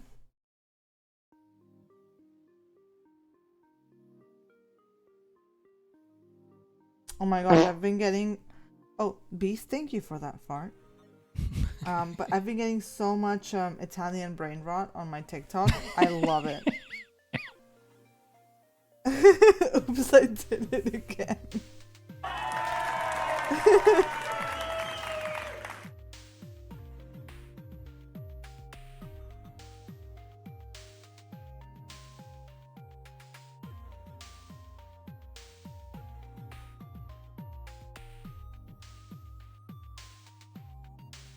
How's it going, Beast?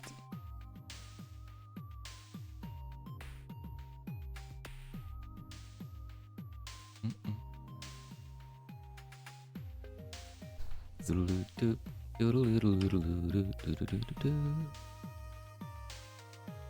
kind of have that.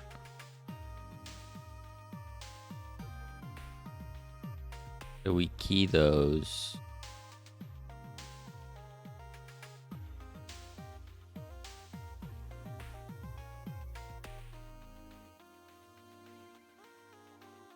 How awkward is that gonna look? I was singing Oops, I Did It Again by Britney. Oops, Then we have the torso.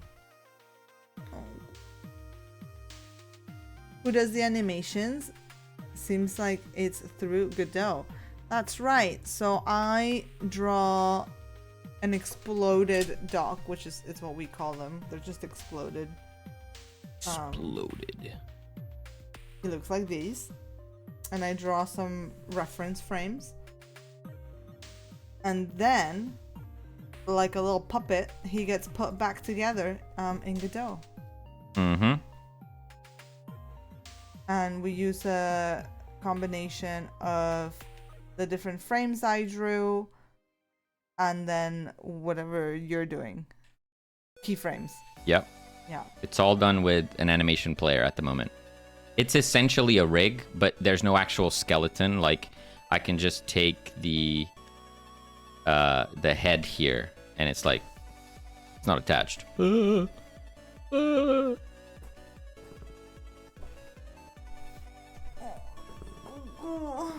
I quite enjoy animating. I really like doing it, so. Yeah, because I offered to do it and you were like, no, I don't want to do it. Yeah. All right. Let's work for me.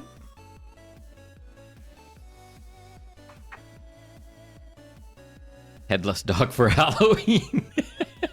No. Just floating.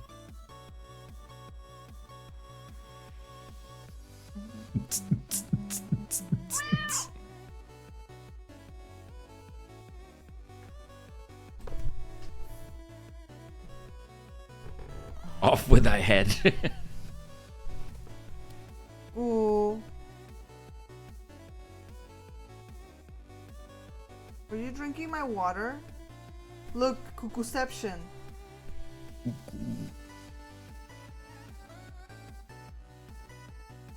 Oh, she's sitting on my glove. Have this?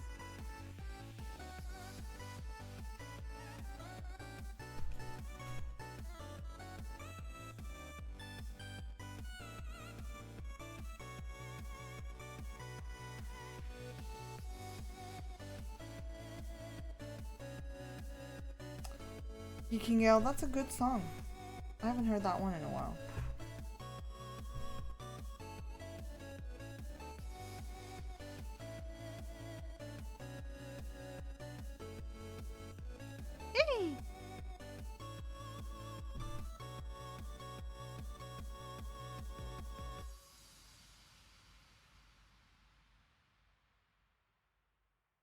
So we have sprint,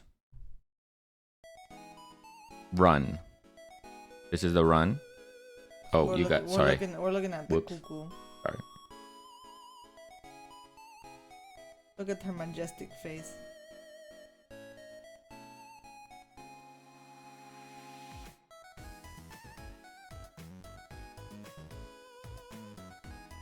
So peaceful. How rare.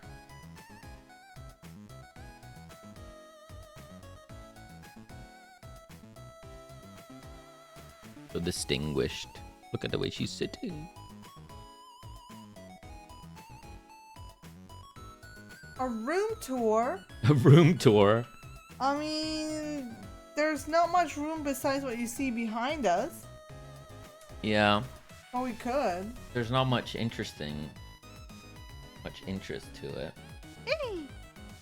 We could show you like shelves and the art on the walls. That's about it. Oh, wait, you want more, Maka? Everybody wants cuckoo. Yeah, cause like you see the wall behind us, like that's the room. That's it. One day we'll have a game dev room. It's gonna be sick. Yeah, and like there's nothing on the wall, like behind it. Like we are against the wall. Right? There's not like room. There's no room beyond.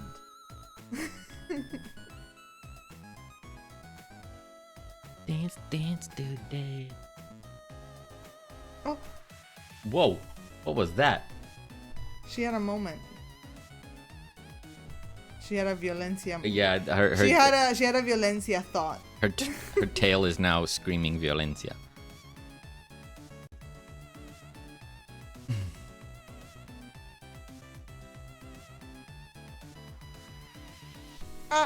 Yep. I was right. There it is. The room seems bigger. I think it's just the cameras, but because our desks are literally like right next to each other, there is a bit of a blind spot that you can't see directly in the middle, but I guess that's just the wall, like behind me. Is this right now? No, it's the other side. It's the sofa, and that's it. Yeah.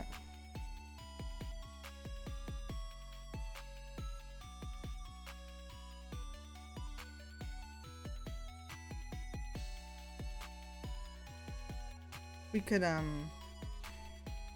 tidy up and do a little room tour. Yeah, we definitely would need to. We to definitely tidy want up. to tidy up a little bit. We got A lot of maca blankies everywhere. Oh my god, was that a pineapple debate triggered? Oh my god. Well, anyone that has a Two Nerdy Nerds subscription, you can you can cast your vote. Pineapple on pizza. Does it deserve to be there? You get to decide.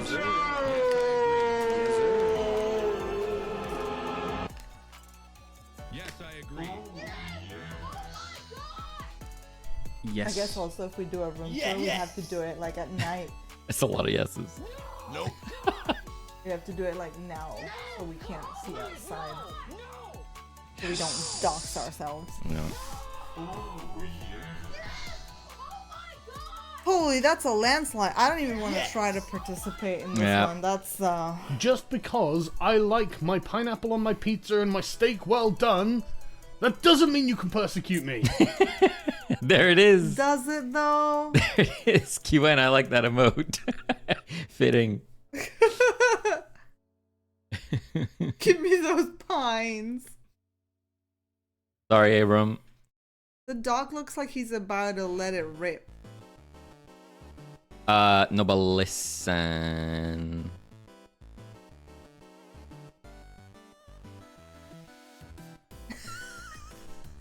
That's so good though. Thank you for that, Foreign Thinking Gal. Actually, some weirdness here. The leg actually comes off. That's not healthy. Do you need me to draw him a butt? Finally? Oh my god, he needs a butt. Does the dog need a butt? I was told to let her rip.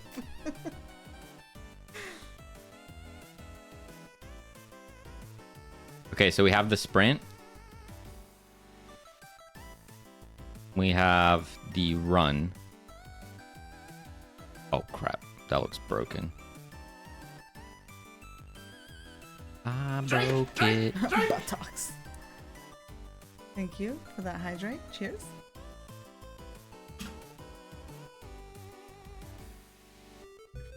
I fixed it. Okay, run. Nice, chill, run, stroll. Which you do want to change eventually, though. Yeah. You want And less then- contact. That's pretty decent. I feel like there's like one too many. Like I feel like maybe there is one too many frames in there. Oh, it's fine. The legs. To feel like more cartoony, like you almost want less frames, right? Yeah, I will play around with that soon for sure.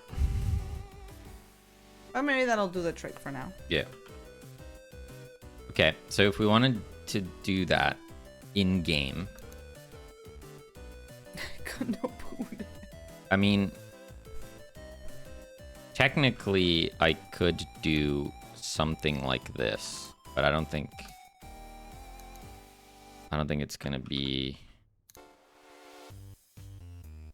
good enough. So we have run, now we need a sprint.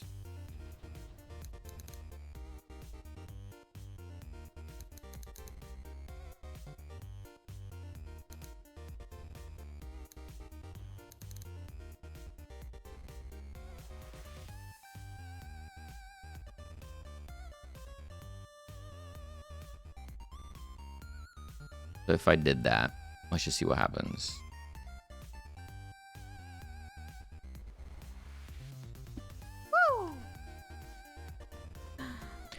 Oh. Have I just been froze? Did you disappear? The duck kind of poofed. Did you do like a ninja and just vanish?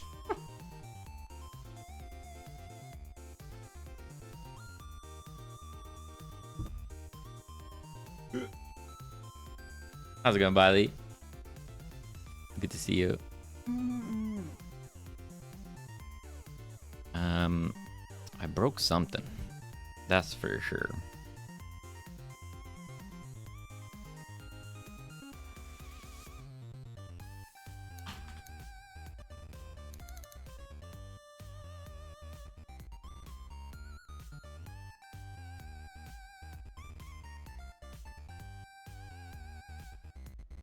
Try that.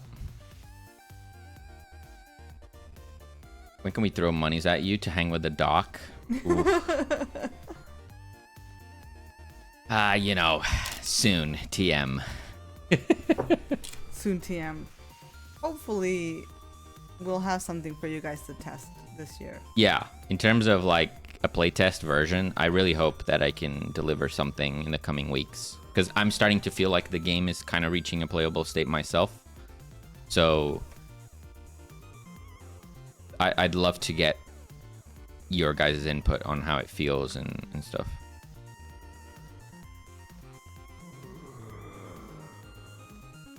Your game is looking really nice. Thank you so much, Violet. We're currently actively trying to make it look really good because we want new screenshots for the Steam page. So Yeah. that's good feedback.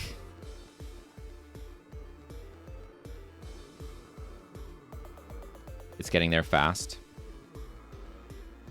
Yeah, I mean, especially in terms of the visual presentation of the game, I think it's been moving at a pretty cool pace.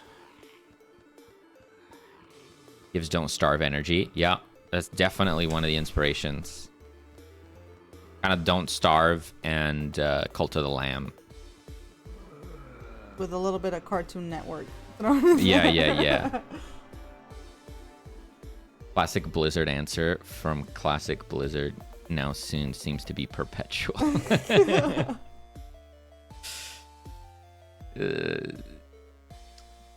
I would love to not give you the corporate answer, but that's all I got right now.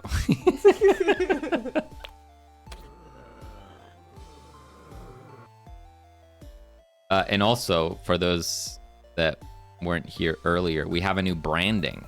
We did, and thank you, Bees. Thank you so much. This is our new capsule. Yes. And our new logo. Yes. And this was the old one. I always like putting it next to the old one because it just makes it look just a little Yeah, bit even better, yeah.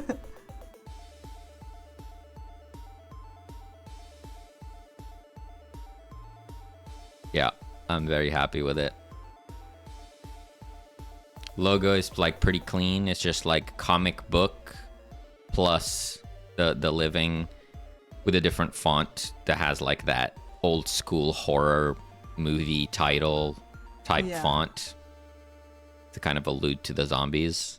And then the splatter behind it, even though the splatter is alluding to the cure, it also kind of invokes the thought of a blood splatter, which is the whole subversion of expectations that we're trying to have with this game. You see zombies, you go in expecting to destroy some zombies, but actually you're curing them. So I think that's a really cool play on what the game is trying to do. Corey, that looks awesome. Thank you so much. Thank you, guys. Yeah, I worked on this yesterday, and getting the No destroying. I'm sorry. getting the logo to the where it is now was a lot of work. Thank you, Beast, for that part. Crazy little artist. Thank you. Do we need to because you go in wanting to destroy, and then you don't destroy anything. Like, do we need to give them something to destroy that's not zombies? Do we need them, like, can they just, like, wreck objects? Like some breakable boxes and stuff. Yeah. Yeah. Yeah. Like That's not a bad show, yeah. like flip over traffic cones, you know, that kind of. Just have a random table full of porcelain Yeah. stuff that you can flip. Yeah.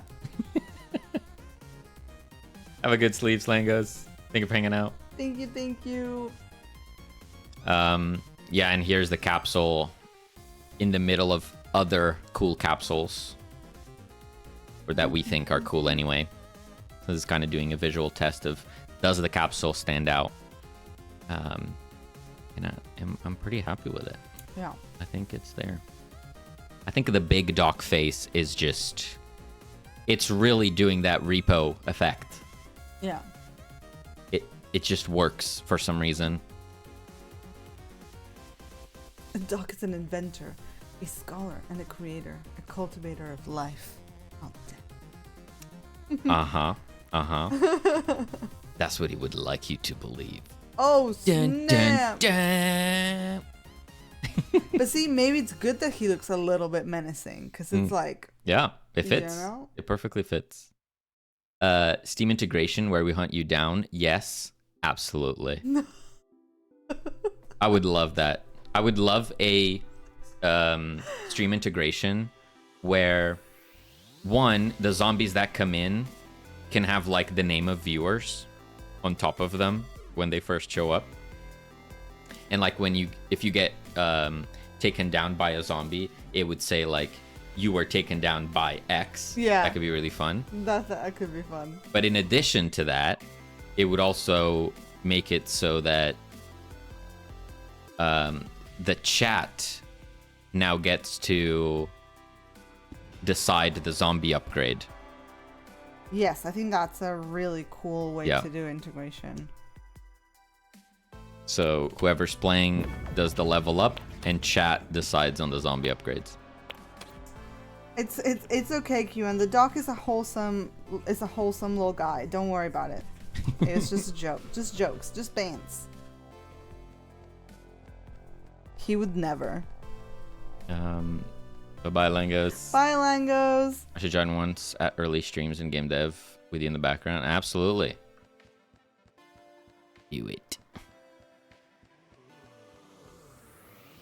Okay. So something is not quite right here.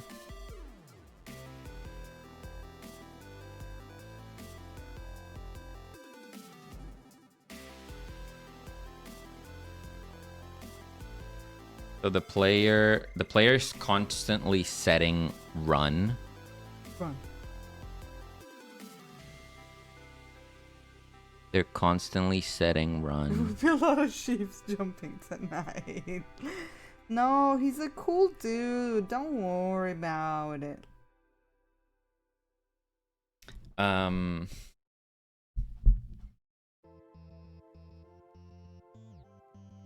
that means if we're on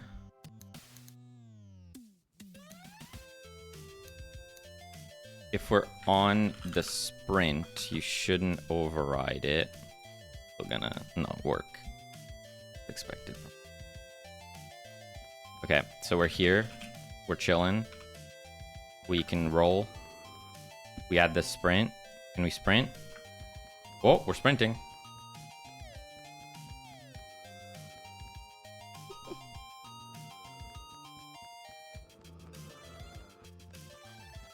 But then it never goes back, right? It never goes back. Unless I do this and then this.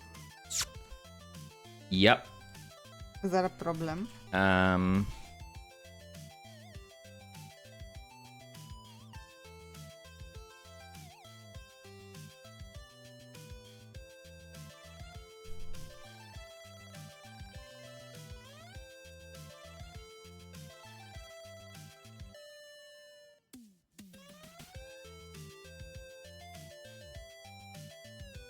Maybe I take this out. Riveting. and I say in Ribbit. here, if temp speed boost is bigger than 0, then set the sprint animation, else set the run animation. And if I do that, I should be able to remove this.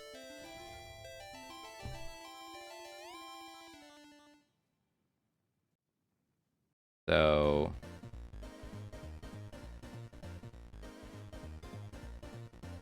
my head is so warm, it's actually crazy.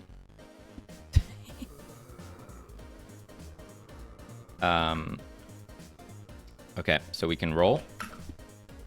Cool. We add the sprint. We can sprint. And it goes back to a run when it's done. If I activate the sprint but I'm not moving, it's still idle. If I activate it, I'm not moving, and then I start running, still goes into the sprint. Beautiful. Any plans for stationary cure mechanisms, like a water dispenser turret? Yes, we were talking about this on the weekend, I think, where certain people, including myself, in these types of games, I always gravitate towards the summon build, like the little minions build. So I would love it if we had that in this game as well. So some upgrade where you're putting down turrets. Maybe they're like dart turrets. Maybe, yeah, water dispenser, like a sprinkler type thing. Fellow summoner, nice. Exactly. I wanna draw little robots, little companion robots. Yeah. Maybe like a little flying drone that does stuff. I think that would be really cool. Of just having all these little devices that are doing stuff for you.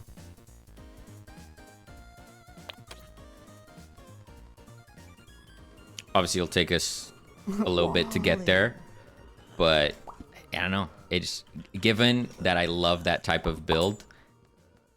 And It'd be stupid not to put it in, right? This is not a jam. This is a full game. So Yeah. we can make the decision to do that now. Yeah. Like, we got time. No one... I mean, we have a self-imposed kind of deadline. Not really. But we got time. We got time. Wally. Yeah, a little Wally. And we could really go crazy. Like, there could be a drone that picks up little nerds and takes them to the safe zone. Yeah. That could be cool. We could have nerds that pick up items for you. Even though it's not a jam, you can still pump it up. Yup. Sprinkler is the word. Zombie brain today. Yeah. One of the applicators that we're planning is a mine as well. Like, Yeah. you'll drop a little mine and then it explodes in a splash of cure. Check out my zombie kicks.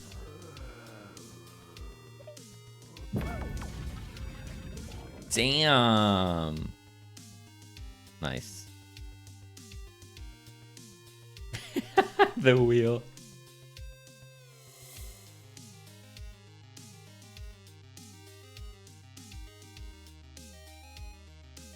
Seasels. I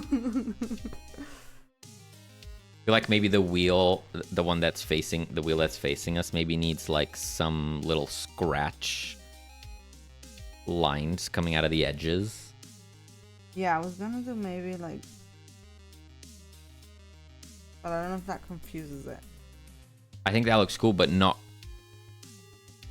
Like, Can you I was trying to do remove it- the part that's going off the wheel? Yeah, Because because like that looks like the wheel is actually rolling. Maybe that's fine. that's what I wanted to convey, that it's it's rolling, and if that maybe makes it look more like a wheel. But if you just try Yeah, just normal lines.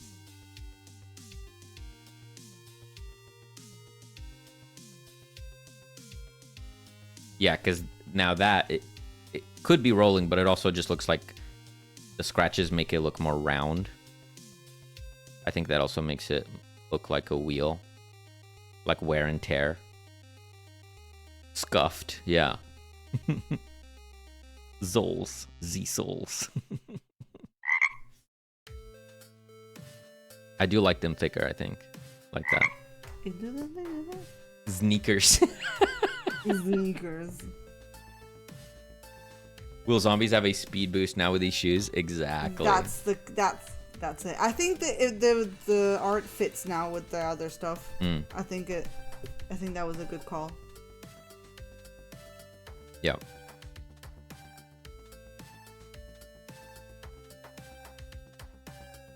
Cool. I'm pretty happy with those. Yeah? I don't draw shoes very often. So I'm pretty pleased with that. You just designed some shoes. I just made some shoes. I love that looks like someone was gnawing on those shoes. Yeah. Like there's an actual bite mark at the back, kinda. Nice. Someone was nipping at their heels. Sneakers. Nice. Is that what we're calling them? We do need a name for it. Sneakers? What was It's the other kinda name funny. we said earlier? Two-wheel drive. Two-wheel drive, that's right. Two-wheel drive I also really like. Yeah. So do both of you do art and programming, or is it one does art, the other programming? Yeah, so we divide Get it some up water. like that. I do the art, and Bernardo here does the programming. Although he is currently just putting together a little animation. But yeah, otherwise it's very like we're just dividing the tasks. And chat does the heavy lifting. Chat comes up with like the wild ideas that we love. Thank you, TK, for that fart. Came here to say bye and now I can't. Fart.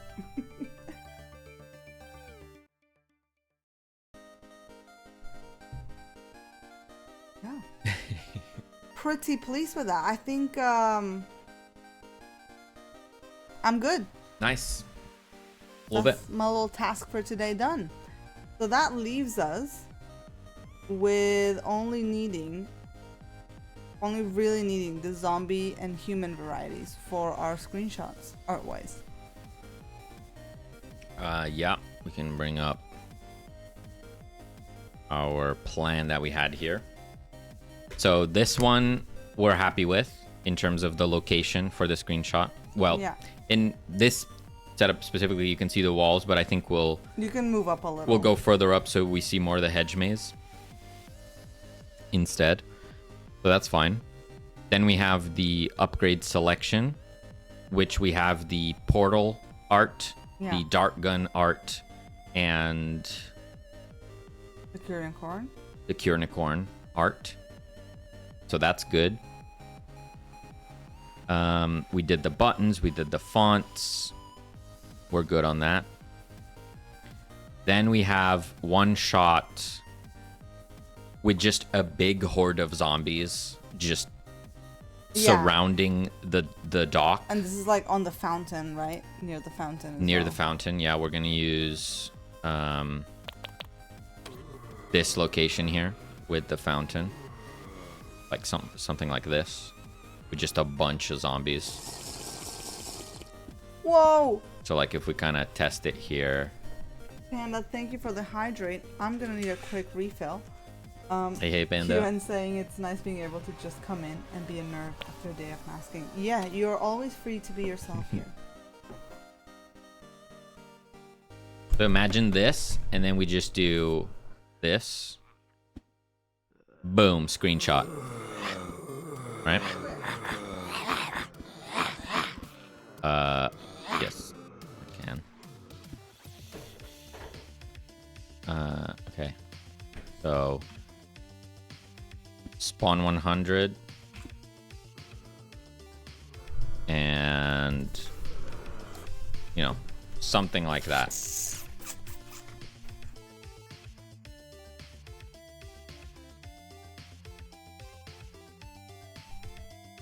Oh, Cuckoo just triple kicked the air. Something like that. Again, we have the HUD. We want to make sure that like the bar at the top is Has kind some of stuff, yeah, semi-full. Then we need the zombie variety. We want some humans around the dock, maybe. We probably want some flying attacks. So like some darts flying at the zombies or something like that. Maybe some numbers, some cure numbers. Yeah, some cure flying. numbers. Absolutely. So maybe you gotta record like some gameplay and then we take a screenshot Yeah. of the video. Yeah. Yeah. Then we have the zombie upgrade selection, which is this screen. And that's what Celine was working on today. We already have this like brain on a platter, which is going to be one of the upgrades. And now we have the sneakers. Two-wheel drive. Two-wheel drive. Although you're liking sneakers, I think. No, I do like two-wheel drive quite a bit. So we're good on that. And then we're going to keep this screenshot. For now, yeah. Yeah, the final result of what we're thinking for the comic book sections, you know, is going to be more refined than what we have here. This was what we did for the game jam, but this is enough to illustrate the idea, right? Yeah. And it kind of alludes that there's going to be some lore, there's going to be some story, talks about society has collapsed, so it's like post-apocalyptic, so we can just keep that one. Don't but yeah. understand the two-wheel drive reference. Okay, so maybe that one's it's not so clear then. Right. The idea is like four-wheel drive, but You only have two it's wheels. just two wheels. That's kind of the joke, but maybe it's not a very good joke. Yeah, it could just not be a good joke. Maybe sneakers is funnier. I love the nose hanging over the edge. Yeah. I got the joke. Okay.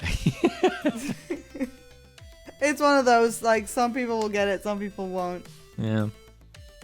It's just for the screen. We'll think about it some more. I do think it is important. I think it's important to pick a good name. Absolutely. Yeah. Every upgrade needs to be memorable in a way. Like when I think about my favorite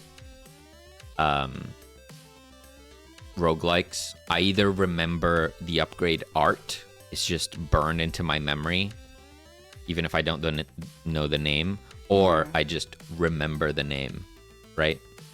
Yeah. You know, Slay the Spire cards,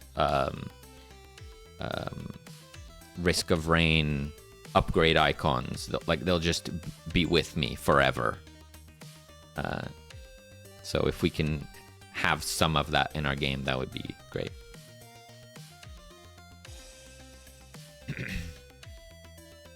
I just thought I ran deeper, like Moria deep. Yeah, no. Pretty straightforward. Dawn of the Dead. References. Many references. Thinking about adding a piece of flavor text under the upgrade descriptions. The shoes are Heelys. That's why you got the wheels on them. I mean, you obviously tried to make them look a little bit like a regular shoe. They're actual wheelies. That's why Heelys, we were saying earlier, like, is the wheel on the shoe? Is it? They didn't see the wheel. Does it convey wheel enough? You know. I wasn't sure if it did, because obviously when you're drawing stuff, like, I know what I'm drawing. Yeah. But does it come across to others? Is the question. I do think it is right. I don't think it was necessarily it wasn't clear it was a wheel. It wasn't immediately noticeable. Sure. The wheel in the shoe goes round and round. Yeah. Yeah, it didn't look intently. Yeah, I don't think it was the fact that it didn't look like a wheel.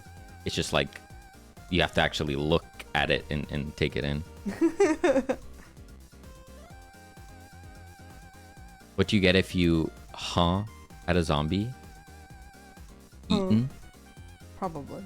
What? Wait, what? Huh?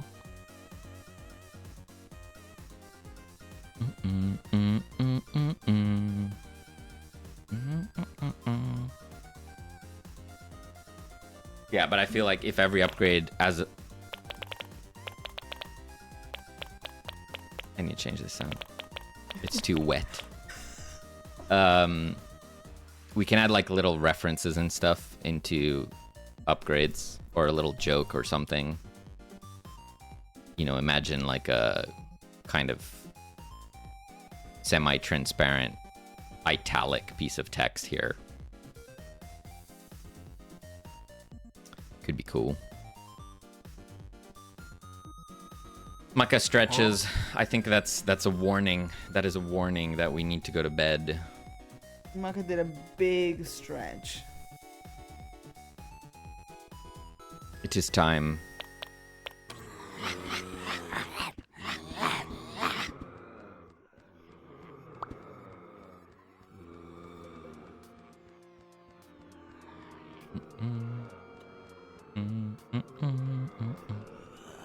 Look at that Naruto run. Are you happy? Yeah. It definitely needs like some movement lines. Some little to like give that notion of speed. Yeah. But I'm pretty happy with it.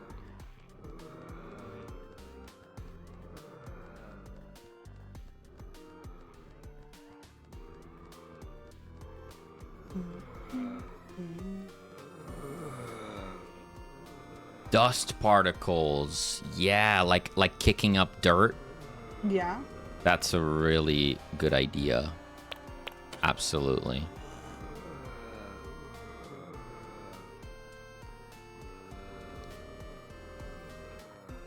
How would we do that? Would be like kind of smoky, like a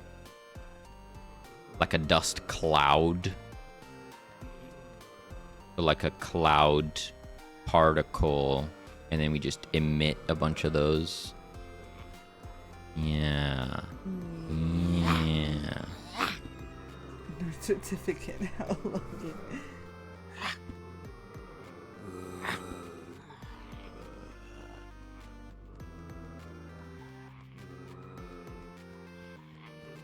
Yeah, we'll need to add some VFX on the animations. Yeah. I think just the character animations on like they're gonna need so much work. You know, we're just trying to get it to a point where like you can play it, you can see what the intent is, but they're gonna need to be like really polished. Yeah. And we gotta do more directions too. Yeah. We probably want the dock sprites to have at least 4 directions. Yeah. So we need like a running away from the camera and towards the camera. Yeah. Oh boy. Oh boy. Mr. Zombie, welcome on in. Thank you for the fart. I have a direction for you. Up. Up. Wow. Wowzers. How's it going, Mr. Zombie? I've been lurking. Thank you for lurking. Time to make my farts known. Yeah. Well, good, because I think you guys are running out of time to fart, so You are. This is let true. them out while This you is true. can. We need to go to bed. You've been chillaxing? Cool. You know, we've been chillaxing, but also working. Good progress. Yeah. And since we're getting real close to getting those screenshots done, I'm just gonna start focusing on actual content, like adding the last few systems that we want in the level, namely the collection of resources. It's gonna be a big part of the game. Oh yeah. Because you're gonna go out into the level and you want to collect resources to take back into the lab to upgrade the lab, upgrade your home base. So it's important to get that balance right, where there's some time where the player can explore and collect resources, and then other times there's hordes of zombies coming at them. I've started thinking about some sort of kind of like sound mechanic. Yeah. So like if you're tearing planks off of, the shed door so you can access the shed, Yeah. that's going to make sound and attract zombies. If you're opening like a...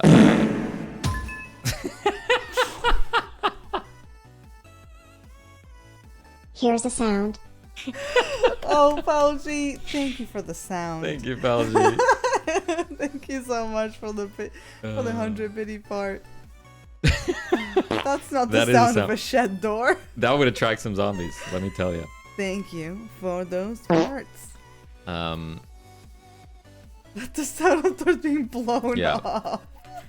but thinking about some trade-off, right? You're getting something out of it, but because you're making noise, you're going to attract more zombies. Yeah. Something like that. Anyway, I think it's important to get a good sense of how it plays. But once all those core systems are there, which we're very close, then it's just a matter of content. So probably adding one more special zombie at least. I'm thinking like the ranged zombie. A zombie that like throws something at the player or spits like some sort of goop at the player. Yeah. Just to add to the difficulty of the game. Some poop could be zombie poop. Poop.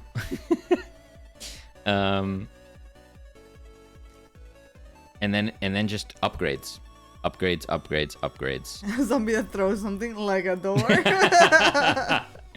Oh my god, Yeah, imagine yeah. the zombie Nick, he's charging at you, but like his head is through the door. So he's running like with the door on him. Could work. Like a broken door. But that could work instead of like we could think about the ranged zombie as still a buff zombie that's throwing stuff at the player, Yeah. like rocks, doors, fridges. That could work. Check out that big thing. Ay, ay, ay. But yeah, then we just need zoo level. a zoo level. Interesting. That is an interesting thought. Huh. We do want to make a city level, and I feel like there will be some escalation, as in the first level, the manor level.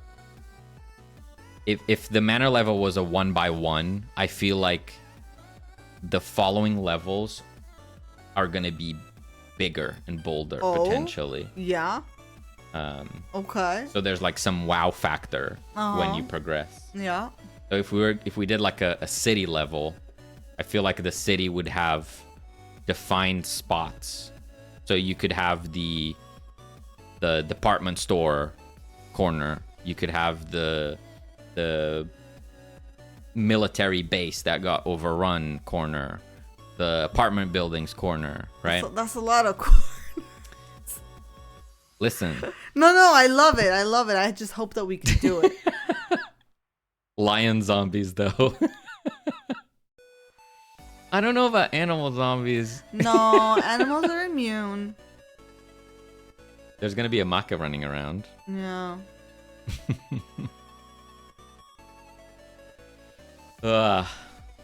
Anyway, Making a map where you will have been there, fix that kind of thing. been Don't there, know about fix that. that. Wait, how do you mean? Not sure I understand. Like you completed stuff. Like you've changed it somehow? Yeah. Like progress of the world. Not really. Because of the nature of the game and the fact that it's a roguelike, like you'll set off, you'll venture out of the lab and you'll save people and bring them back. But then the zombies are just going to find their way into the map again. I guess it's how you would explain it narratively. So I don't think within the levels there's necessarily going to be progression, but you're going to progress to... Screw the world. Gotcha. You're going to progress through the world. So you start at the manor, but then you'll venture further out Yeah. as you go. But also, once you complete the maps, the maps that we will make available, through the comic, which is what's giving you the lore of the world. I think we said we want to have a player choice of 2 endings. So you could either heal the world Maybe. or something else. Yeah. And it will be up to you which comic panel you get at the end. That would be interesting. Right. Where are we taking the nerds today? There's a hill fort, there's practical. You know, I think we should do Hill Fort. We need some more content for our game. We need some more zombs. Yeah, we're running out of content for our long gone clone. Yeah. So we need to go see what Hilford is up to. Yeah. I think so. It's not easy. So let's do it. Let's do it. Yeah. Poaching ideas more. It's the same game. True. True. Say all this to say, like, oh, it's a challenge. Alrighty, Zombies on wheels. let's get out of here. We ready to go? Yes, we will be back as always this Saturday with more zombies. Mm-hmm. More fun. More games. That's right. Catch you Saturday. Bye.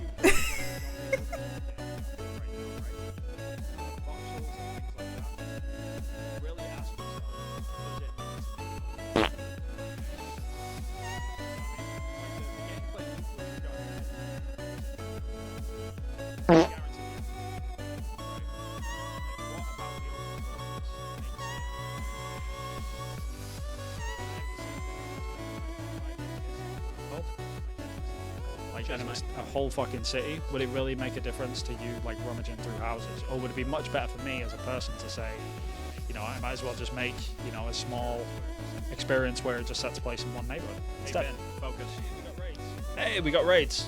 Why didn't that fire off? My alerts didn't raid. My raid alert didn't kick in. I apologize.